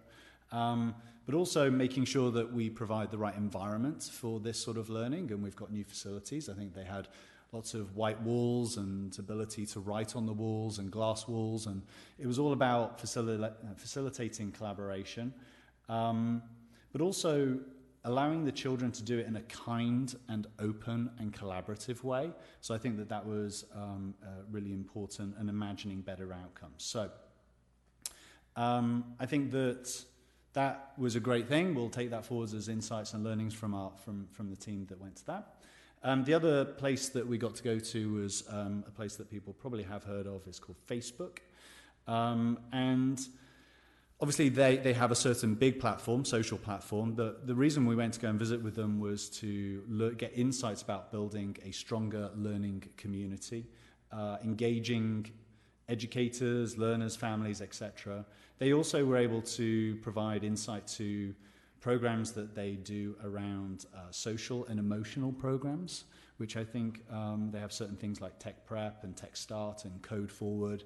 These are free programs that we could look to engage on. So I just wanted to share those as brief updates. Thank you very much to Zeke Smith, who works at SpaceX, who got us the introduction at Astra. Thank you very much to Alexa Levine, who works at Facebook to get us in there, and she's a parent in the community. And also Kim Wasilaju, who works at Google, and we've got that lined up, I believe, in August. So that's a big one that we're excited to go and see. And then I think the other thing is there's other opportunities. We've talked as a group about Da Vinci, about other schools, Common Sense, other organizations, etc. So lots more transformation to come. Great. Thank you. I'll go quickly on mine. I had three kind of things and another one that from this morning. But we held the latest in our MOU team meetings back on May 20th between the district and the city, and the Stacy and Justin from the city, and Maggie and myself, and the various staffs from both sides. Continuing to work well together. We'll come to an item later in the agenda that is the result of all the RFP response and the potential contract that is resulting from these meetings, and the team is excited to get going on the neighborhood traffic management plan. I also attended the latest of the South Bay Presidents meetings back on May 31st in PV. It was just another good opportunity to catch up with the presidents from PV, Redondo, Manhattan, and Torrance. Redondo has recently switched presidents. And so it was good to get the perspective of the new president and to learn about the issues facing each of our kind of neighboring South Bay districts. And finally, it was touched on a bit before, but the View Open House last week is always a fantastic event. Sylvia and her team do such a great job, and it's always so much fun to see, what the kids have been learning and what they've been working on. And as superintendent mentioned, it's so great to see, the growth of the kids from kindergarten to third grade, but also when my daughter was in kindergarten 3 years ago to what now they're doing in kindergarten is really fantastic. And see like, for example, the kindergartners are now doing number bonds, in math, and they didn't get to that. I don't think Ellie got to that till like second grade last year, and it's up on the wall, and seeing them, getting to start to learn that, and the other kindergartners is really fantastic. And then finally, today was field day up at View, which is always a fun event. It's always a bit of a overwhelming feeling when they release 120 kindergartners right at you, and they let them roam free. But all the kids are always fantastic, and a big thank you to the PTO for putting that event on every year. It's always a great event. The kids always love it. So, and to all the volunteers who make it happen. So.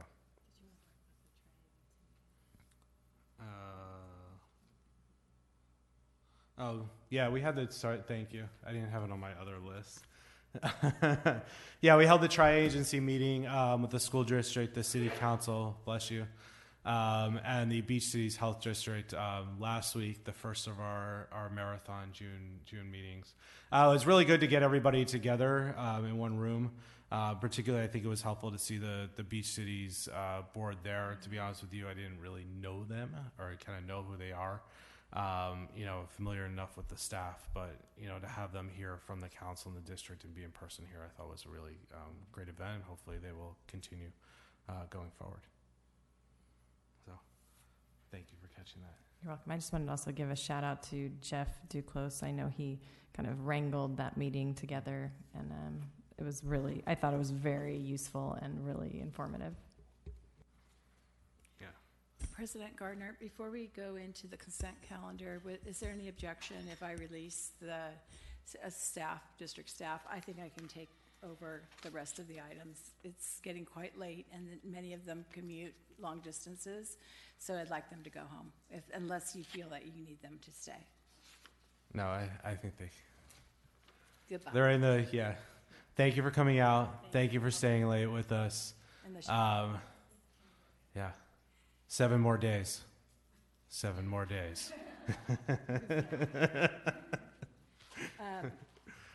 Is it possible for, once you go take action on the consent calendar, is it possible to move up the next generation science materials? So Joan can go home. Dr. Perez said she would stay for that unless you want me to cover it for you, but you're going to have to wait one quick second while we do the consent calendar. Yeah. But feel free to cozy up to the podium. I think it would be helpful. I agree. Thank you. Thank you. Yeah, I agree. It's helpful for Dr. Perez to stay for that point. And yes, we will move it up. Let's do consent quickly, get that out of the way, and then we will switch the items. So I know the superintendent mentioned earlier about removing B-93-1819 from the consent list.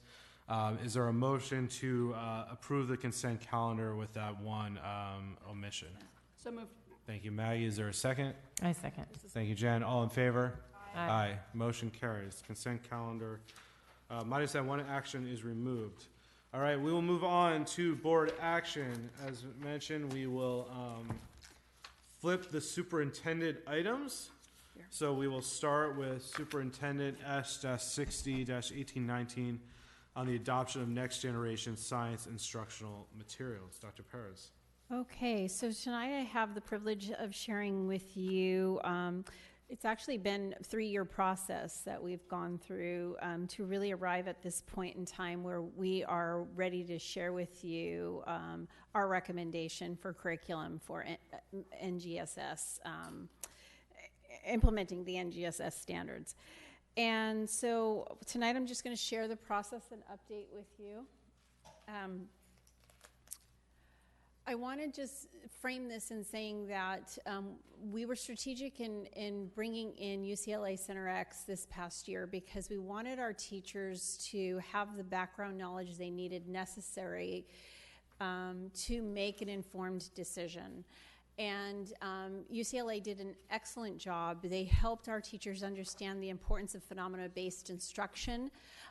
They helped them to understand the importance of our students' thinking being visible throughout the process of engaging in science, and how to use arguments supported by evidence from their experiences. And so to determine the fit for instructional materials, they used this 3D model that they learned and they built the schema for via this training. And it was probably the smartest thing we did. They were able to reflect on the standards and use the standards to review the instructional materials. They also got to create a unit of instruction that they used in trimester 3. And PTO helped us fund the supplies and things needed for them to conduct the experiments for that unit. And by creating the unit, they really understood the essential components of a solid NGSS aligned curriculum. And so what are the shifts with NGSS? I'm not going to waste time sharing column 2, but I just want you to look at column 3. It's about systems thinking. It's about modeling to explain phenomena. It's about conducting investigations and seeking out problems versus problem solving. It's about students discussing open-ended questions. It's about them finding evidence to support their thinking and claims. It's about reading multiple sources and using multiple information to arrive at their conclusions. It's about writing. It's about incorporating literacy. It's about the provision of support so that all students are engaged in sophisticated science engineering practices. So the state has strict guidelines in piloting textbooks, and this just outlines what those guidelines are. We established an NGSS committee 2 years ago, and that committee helped us engage in this process. The committee is comprised of teachers from each and every grade level. Some grade levels have more than one representative. In a minute I'll explain kind of where we are in the process with the team, but we established that committee, and they together came up with the criteria for evaluation of curriculum. We used toolkits from the state that were designed by teachers, and the rubrics that they used to evaluate the curriculum were also designed by teachers. And we used the content standards to make sure everything was closely aligned to what needs to be taught under the NGSS umbrella. They were able to define and prioritize the criteria, and then we ensured the instructional materials complied with the state laws for public content.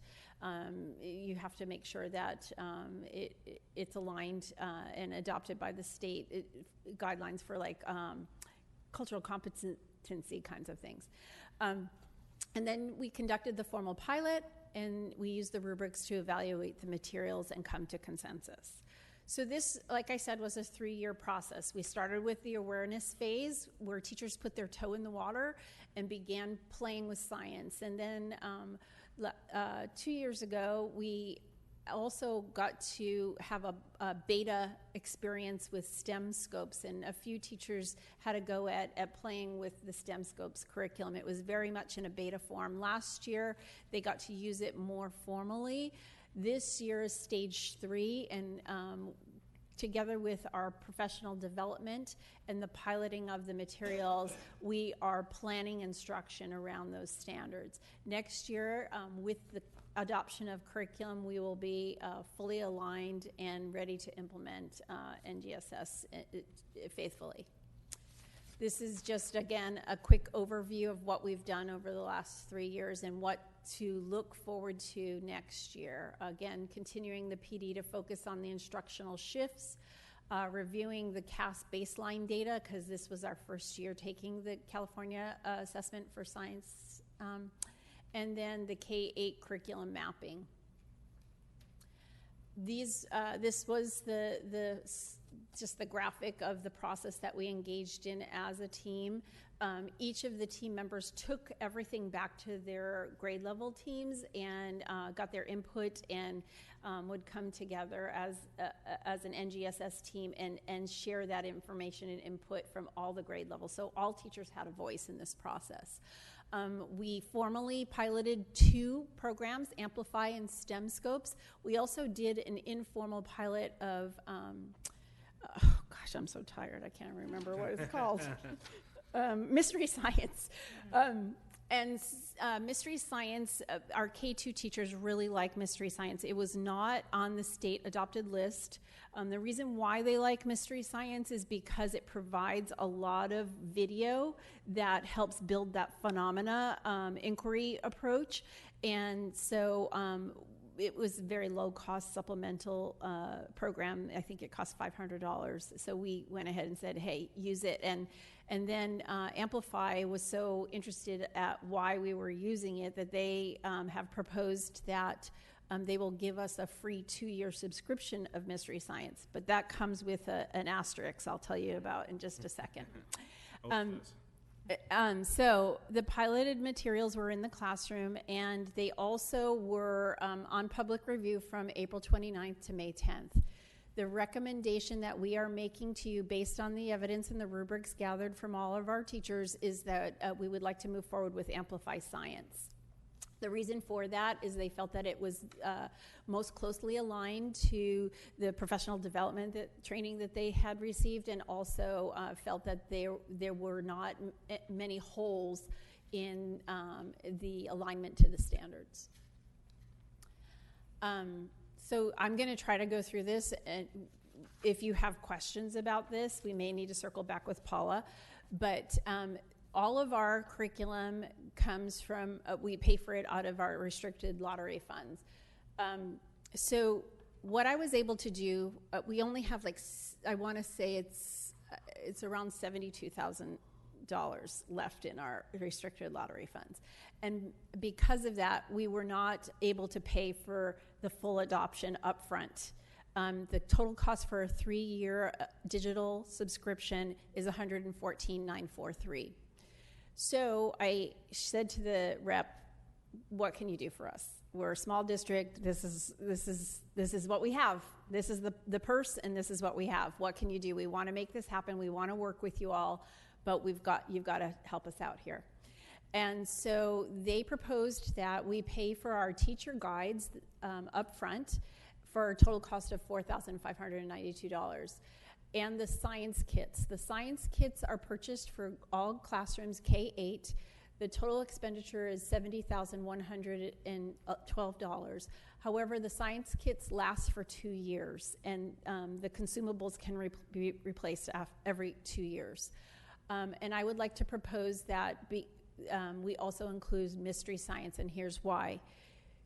Amplify did say that they would give us an opportunity to put the teacher guides, the science kits in place right now, and then they would float another year of free pilot of the digital curriculum. And we don't have to pay for it until the end of this school year, June of 2020. But they said we could not include the mystery science license with that. So, and it's only $1,000, so I included it in the initial cost. Paula and I went through all of this, and this is something that we do have the monies to fund that initial July 2019 purchase. And then we'll circle back around with our restricted lottery funds and be able to pay for the digital curriculum in June 2020. So, next steps. Should the board choose to move forward with the adoption of the Amplify curriculum, the materials will be ordered, and in 2019-2020, teachers will receive 2 curriculum implementation trainings via Amplify. We got to meet the presenter. She's fabulous. They also will be fully implemented faithfully in fall of 2019. Our teachers are ready to go. They're excited. They will continually monitor the process of implementation and provide feedback to the board on the effectiveness of the program. That's it. All right. Are there any questions for Dr. Perez? Just a thank you, Dr. Perez. I know you shepherded this one through from its inception, so thank you so much for your hard work and vision on it. Jen? I echo that, and also I wanted to just ask, are we still, is Center X still going to do PD for the teachers this year? That is over. And now the only PD they're going to get is these 2 trainings. That is correct. 2 trainings come with the implementation of the curriculum. If we choose to have them come back and do additional trainings, it would be out of our costs, and we could pay for that, via Title II monies or however, whatever pot of money is for professional development. Have the teachers indicated whether they feel like they have enough training yet, or they feel like they need some more? It just feels like it was kind of just getting started, so sometimes... Yeah, so the teachers, the NGSS team expressed that they would like to have a training before school starts, and they recognize that a lot of teachers may choose not to come, but they feel that is important so that they can get off on the right foot with the curriculum. But they would like to have a training every trimester if possible, but right now we only have 2 with Amplify. So if you decide to do more, then that's going to mean that you're going to have to look at where in the budget we'll take that from. And the other thing I thought was interesting, I'm not sure if they've adopted it yet, but I know Redondo is using Amplify also, so I just thought it was a good thing if you're going to move to Redondo Union High School, that you will have the same middle school science experience. So that was. And our middle school teachers went to Redondo and collaborated with their middle school team, and they had lots of in-depth conversation around Amplify. Great job, thanks. Dan? I just say thank you as well for shepherding this through the full process. I'm very excited for everyone to get to experience this new curriculum next year, assuming the vote goes as expected. I think it's a great improvement on actually doing science versus just memorizing it, kind of like Common Core in math, to figure out how math actually works versus just memorization. I think that's a great improvement. So I'm excited for the kids to get that experience. So with that, is there a motion? I move to approve S-60-18/19 adoption of next generation science instructional materials. Thank you, Jen. Is there a second? A second. Thank you, Stephen. All in favor? Aye. Aye. Motion carries. Good job. Thank you. Yeah. Get home safe. Get some rest. All right, we will go back now to S-59-1819 on the discussion action on filling the board member vacancy. Superintendent. Thank you very much. A seat on the board has been vacated by Ms. Hassan due to her resignation that she announced in May. At that time, the process is that a letter is sent to the county superintendent, and the county superintendent establishes the effective date of May 14th as the date of resignation. Per board bylaws 9223, the board has the option of holding a special election at the expense of the district or making a provisional appointment to fill the seat. So Mr. Davies, in his public comment, asked some questions and made some suggestions that I believe I can address as part of this. And I'm more than happy to. I think that you're welcome. I think that a common sense way of thinking would follow along with what he suggested, but this is a highly regulated process that the county superintendent oversees, and then the board of supervisors approves. So, in accordance with Education Code Section 5091. The governing board has 60 days from the date of the vacancy. The vacancy was May 14th, as determined by the county superintendent, to make a provisional appointment to fill the seat for the remainder of the term up to November 3rd. November 3rd is the general election, and the county superintendent said 2020. Yeah. Oh, I'm so sorry. Through 2020. I apologize. So that's a year and 12, 15 months? Something like that. Yeah. 17 months. The extended timetable of this appointment reflects a one-time necessary adjustment because of the extension when we moved from odd to even years. All right. If you choose to make an appointment, the deadline is July 13th, 2019. So at your next board meeting, you will make a if you do a provisional appointment, that is when you will make that appointment, and you can see the proposed timeline below. If you make the appointment, the provisions of Ed Code Section 5092 will be adhered to regarding the posting and publication requirements. A provisional appointment confers all powers and duties of a governing board member upon the appointee immediately following his or her appointment. And so you'll remember that we gave you the oath and grabbed you, and you came right up and sat in your seat.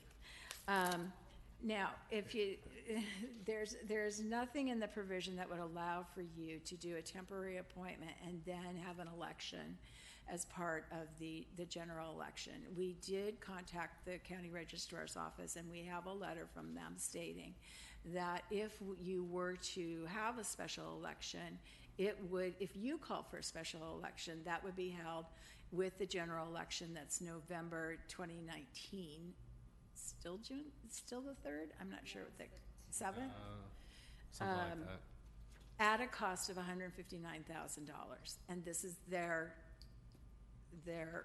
they set the fee for that. So the board's options are to either do a provisional appointment for the 17 months or to pay the $159,000 and keep the position vacant until a special election can be held. And the earliest it could be held would be November of 2019. Now, in the event that the board feels that they do not have any candidates, or that there's not an adequate number of qualified candidates, meaning one or none, then you, the county superintendent can call for a special election. She can force you to spend the $159,000 in the event that there's no one who steps up for an appointment or to be a part of an election, should you choose to do a special election. I'm sure you have questions on that explanation. Yes. Are there, let's start if there are any questions on the process for the superintendent. I just had a question about the $159,000, because when I was appointed, I had thought what I had heard that it was like $60,000. So why is it $159,000? Because at the time that you were appointed, there were a number of seats on the ballot, and so for every item that you vote for, that cost for that is distributed amongst a number of agencies. Mm-hmm. So for the election in November 2019, it would be the school board and city council. That's it. So that's why the cost would be so high. Any questions on the process? Okay, I'm good on the questions on the process as well. Thank you for the thorough explanation. So I'll open it up to my fellow board members if there's discussion or people lean one way or the other. Open it up to thoughts, comments. I'll start. Under previous boards, I've always voted for the election process, but in this case, I don't, just knowing how busy we are right now, we can't wait until November and have a four-member board. Looking ahead to this June election, this June 26th meeting, we're barely going to make quorum because of people's business work. So I am really worried that with the amount of work that is coming across for the board, that we don't have the luxury of waiting to hold an election in November. I'm going to make the obvious statement just quickly that I think philosophically, I would obviously want the sort of that to happen, that process judicially to sort of happen and be open to the public. But you know, with the fiduciary sort of responsibility, it's just it doesn't. I think that we need to go through the process of interviews and go down that path. It just knowing the budgets and the numbers, that is my strong recommendation. Jen, anything additional? Nothing additional. I agree with Maggie and Stephen. So I'm hearing what Scott said, but I think the answer of 159,000 is there. There's a reason for that, and then we are kind of handcuffed a bit on we have to make a decision. So I'm not really sure we have many choices. It feels very forced, but yeah, we kind of have two. That's it, for better or worse. Yeah, no, I agree with everybody up here. It comes down to what Maggie said about there is a lot going on, and there's going to be a lot going on through the summer and into the fall. There is the fiduciary responsibility. We spent a good chunk of this evening talking about the budget and the reserve, and that's $159,000 straight out of the bottom line on there. I know I one time stood right there and said we should have elections. It's the proper thing to do, but now with a fuller understanding of everything that goes into it, particularly for a 17-month appointment, don't have the heart to do it and take that financial hit. So it seems that the board is pretty much in agreement of what the next step should be. So do we have a motion to formalize that?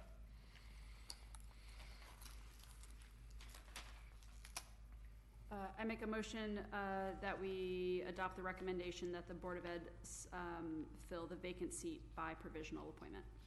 Thank you, Maggie. Is there a second? I second. Thank you, Stephen. All in favor? Aye. Thank you, everyone.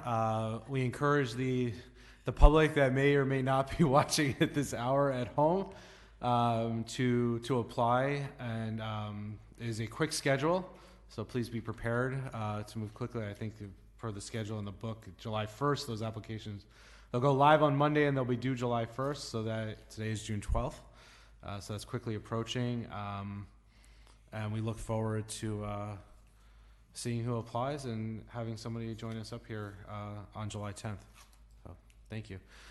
With that, it is now 10:43. So we didn't quite make it, our 45 minutes. So do we have a motion to extend the meeting again?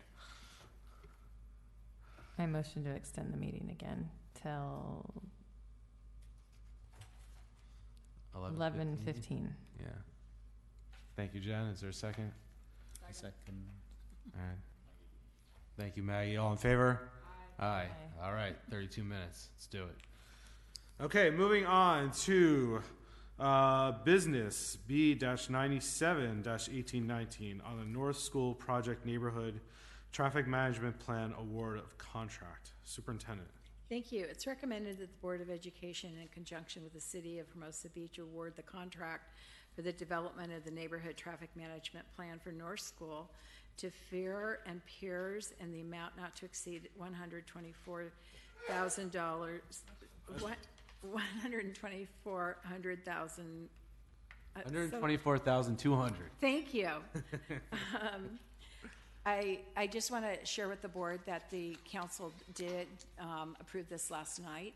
And so what it is that following the certification of the North School EIR in January 2019, the city and school district team met and have been meeting on multiple occasions to discuss traffic and safety in the neighboring area, and in February came to approve a memorandum of understanding that was approved by both the city and the school board.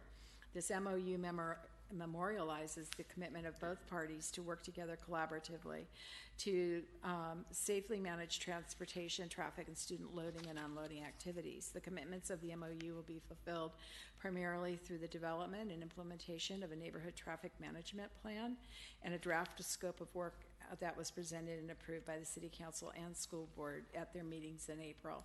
Following the approval of the scope of work, staff from the city and school districts worked to finalize the request for proposals and began the advertising process, inviting proposers in early May. In addition to posting the RFP on the city and district websites, advertising in the Easy Reader, posting on LinkedIn, staff directly invited approximately 35 transportation planning, traffic engineering consulting firms, and shared the RFP with 3 bid clearinghouses to expand the potential number of responses from qualified firms.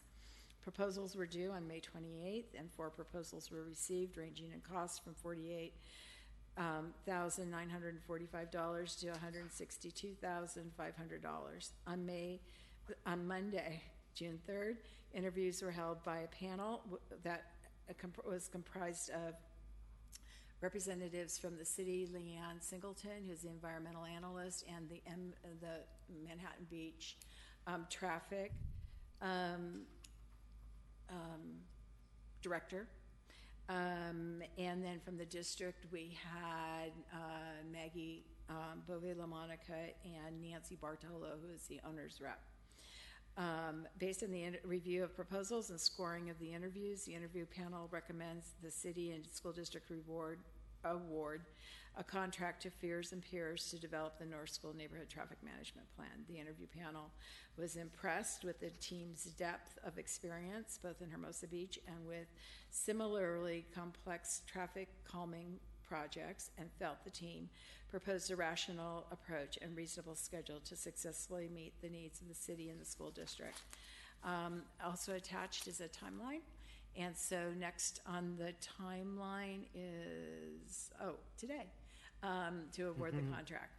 The interview panel highlighted the following observations of Fears and Peers, and which contributed to the recommendation. They had a phased approach that focused in the areas of common ground to build consensus, thoughtful reflection of the challenges with the site and the neighborhood, team members with traffic calming, and they have team members with traffic calming and city-specific expertise that was presented in an engaging manner, positive experience with the city on past projects, and significant data available through past projects to jumpstart the project, reliance on technology and data to demonstrate a range of potential solutions and consider the trade-offs with various scenarios, and articulate an understanding that solutions would be balanced between engineering, design, and transportation demand management-based outreach.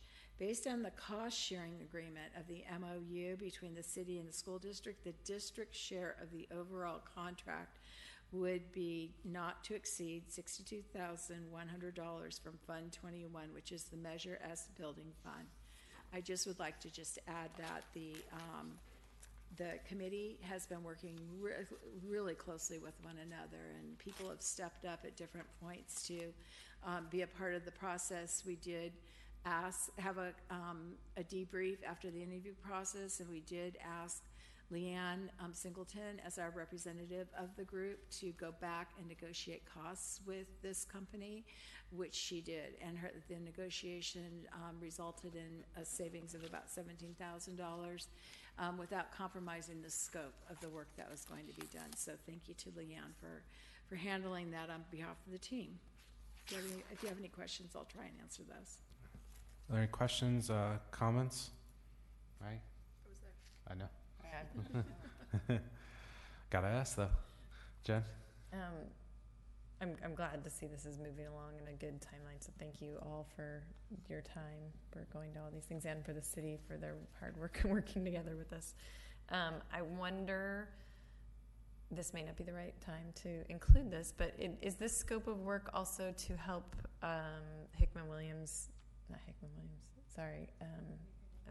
Tony Higgins? No. Yeah, yes, his concern.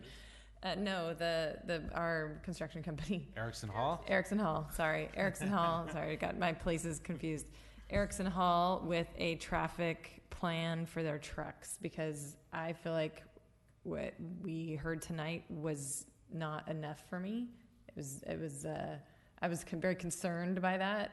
And I'm hoping that maybe these people who are traffic management experts could lend some of their expertise to how we can flow that part of the project as well. Because I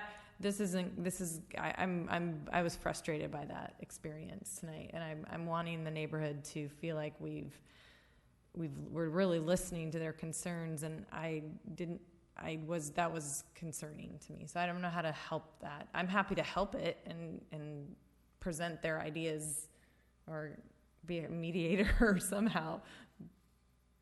Yes, so this particular scope of work it has to do with actual activity associated with getting in Yeah. and out. Okay. So I think that it's important to realize that what they presented tonight was very preliminary. It was not a final plan. The whole purpose of coming tonight was to hear comments that you shared with them, and they will go back. They are looking to build a relationship with the city. It's not. There's a general plan. My understanding is there aren't designated truck routes in Hermosa Beach, so they've been looking at creative ways to link from other arteries. This was preliminary only. They will bring back a more formalized plan. So they haven't even submitted anything to the city yet. This is just wanting to get in front of the board, hear your comments. I think they heard them. I will back that up and reinforce it, and we will come back with more information. And I think that your comments were very well warranted, and we will make sure that the next time they come, that they will have those questions answered.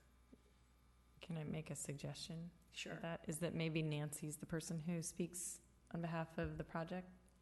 I think that we should discuss that in another time. Yeah. I don't have any other question about that. Okay, Stephen? No problem. I just want to thank everybody again who participated, particularly in the interviews, Maggie and Nancy. And I want to give a special thank you to Leanne. She has worked tirelessly throughout this whole process, from working through the RFP to getting answering the questions, to getting the groups together, to going back, as you mentioned, Fair and Peers on the cost. She's been a real superstar. And in that regard, so I want to send a special thank you to her for that. So with that, is there a motion? I move to approve where are we? 97. B97. Sorry, B97-1819 North School Project Neighborhood Traffic Management Plan Award of Contract. Thank you, Jen. Is there a second? Not in the amount to exceed. Not in the amount to exceed, do we read our amount? 62,000? Not to exceed in the amount of $124,200. Not to exceed the amount of $124,200, but that's not just ours. That's the contract. How it's paid is determined between our MOU. Okay. Thank you, Jen. Is there a second? I second. Thank you, Stephen. All in favor? Aye. Aye. Motion carries. All right, moving on to B-98-1819, resolution number 16:1819, an authorization on temporary borrowing between funds. So this is an item that comes every single year before the board. It probably should go into the consent calendar because it is an ongoing request. But what this is a safety net where the district is allowed to borrow between funds if in the event that there's a cash flow shortage. It's not unusual for districts to exercise or to trigger this transfer of cash. We in our district have never used it. I checked back with Angela, and she was here for 36 years, and we've never used it. It's just a safety net, but it is important because you don't know when or if something unexpected or catastrophic should happen. You can borrow between funds, so it's recommended that the board approve this. And if you have any questions, I'll happy to answer them. Any questions? Nope. All right. Sorry, just a quick question. Do we need to do this? Yes, it's recommended. Only just because we've never done it before is my... Yes. We've always passed the resolution. We've never taken action on the resolution. Okay. Is there a motion? I move to approve resolution 16-1819 to temporarily, sorry, wrong one. Move to approve B98-1819 for the resolution 16-1819 regarding cash borrowing.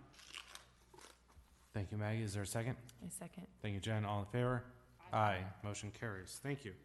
All right, moving on to B-99-1819 on resolution number 17:1819 on temporary transfers from the Los Angeles County Treasury.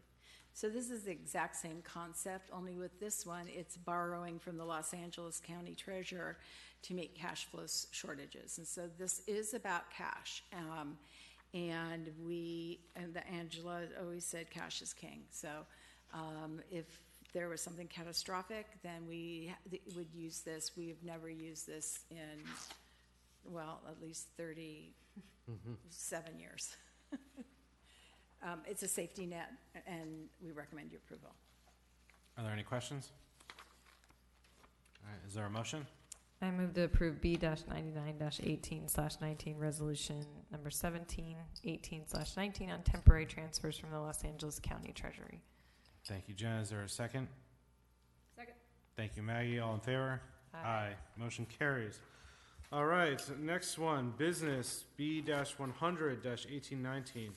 On the memorandum of understanding with Redondo Beach Unified School District on the infant program services for special needs children. Thank you very much. It's recommended that the Board of Education approve the MOU with Redondo Beach Unified School District to provide infant program services to Hermosa Beach City School special needs infant children for 2019-2020 school year. The infant program at Redondo Beach is for low-incident disabled children only, deaf and hard of hearing, vision impaired, orthopedically impaired. Infant programs are divided into two age groups, 0 to 18 months, 18 months to 3 years. The 0 to 18-month group will provide parenting support and consultation services. The 18-month to 3-year group services include parenting support of 1 day a week, drop-off 1 day a week, mommy and me, as well as parent training. We would like to establish an MOU with Redondo to provide these services. This will replace the current agreement through the Southwest SELPA to provide these services. The cost for the program will be paid from the general fund. I really want to compliment Ms. Taylor for working with the director and Redondo Beach. This is a incredible cost-saving measure. Had we gone through this, it's about nearly $50,000. We have 3 children right now, and we think that we have a couple more who may be coming into this program and needing services. So when the SELPA became independent and are not under the county, we still get charged for excess costs. So this was a way that we could help streamline those costs, and Redondo Beach wanted to partner so that they could have a full enrollment to Fidelity. So it's recommended that you approve this. Are there any questions? All right, is there a motion? I move to approve B-100-18/19 memorandum of understanding with RBUSD on infant program services for special needs children. Thank you, Jen. Is there a second? Second. Thank you, Maggie. All in favor? Aye. Motion carries. All right, last one.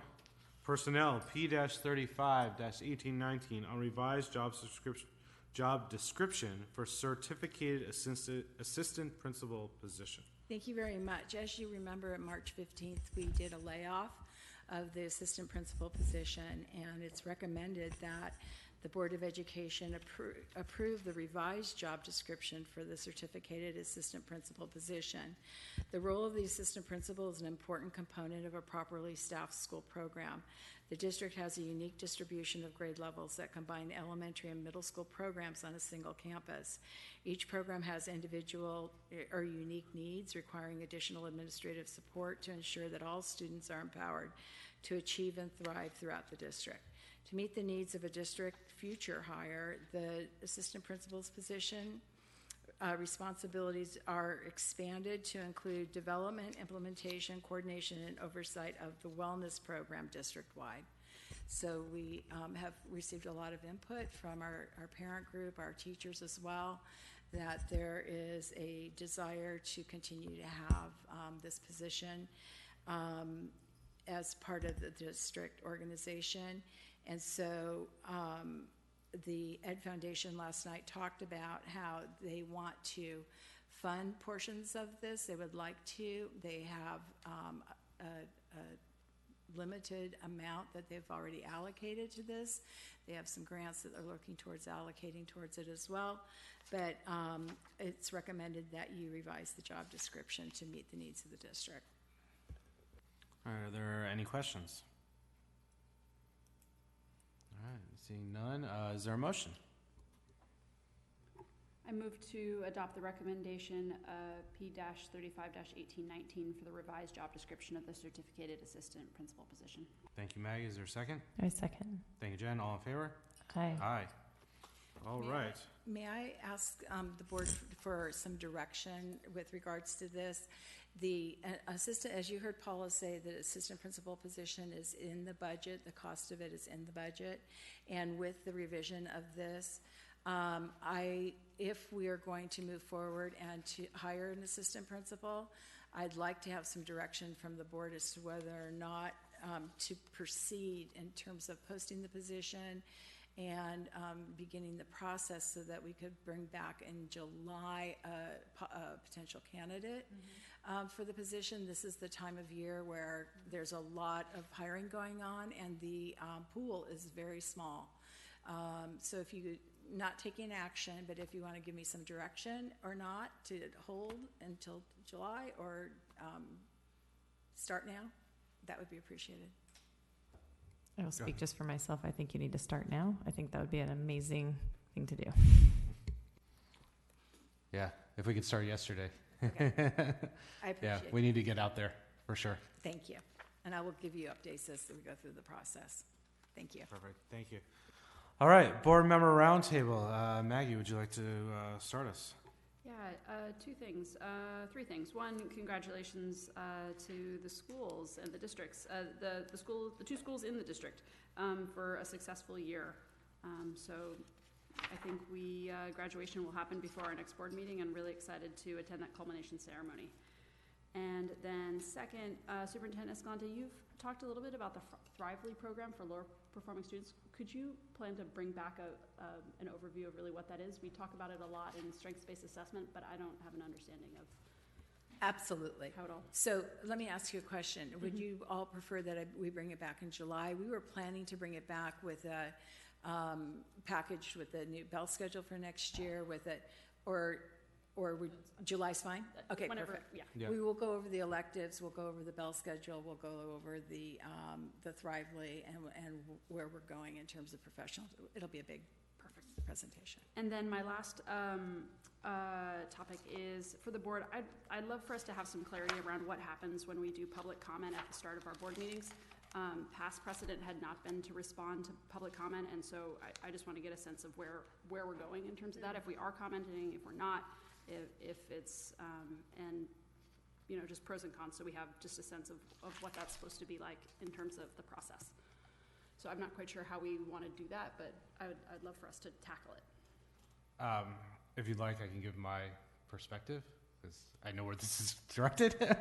My general feeling is if there's a question that can be answered, I feel like it should be answered. I know that we've heard a lot of frustration from public of questions that we know the answers to, that we don't give the answers, and they get up here and be frustrated. I understand there was a need for that at times, particularly with the various threats of litigation and other things and EIRs over our heads. But now that we're kind of through that, that's my general feeling. If the rest of the last couple of meetings I've been a little more open in that regard. If the rest of the board feels that that's inappropriate, I can One stop. suggestion I would have on a comment, because I do think there's something for speaking on the fly for it that can set us up for a bad precedent, especially if you don't want to respond to somebody and you do have an easy answer. Like, how are you using that discretion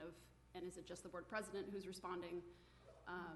And then, so one recommendation, and we started trying to do this, I think, at one meeting, which was directing staff to go and get all that information and have that communication so a person doesn't feel like they're not being heard or not being addressed, because I think that is a really important piece of making sure that people feel like we are addressing their concerns.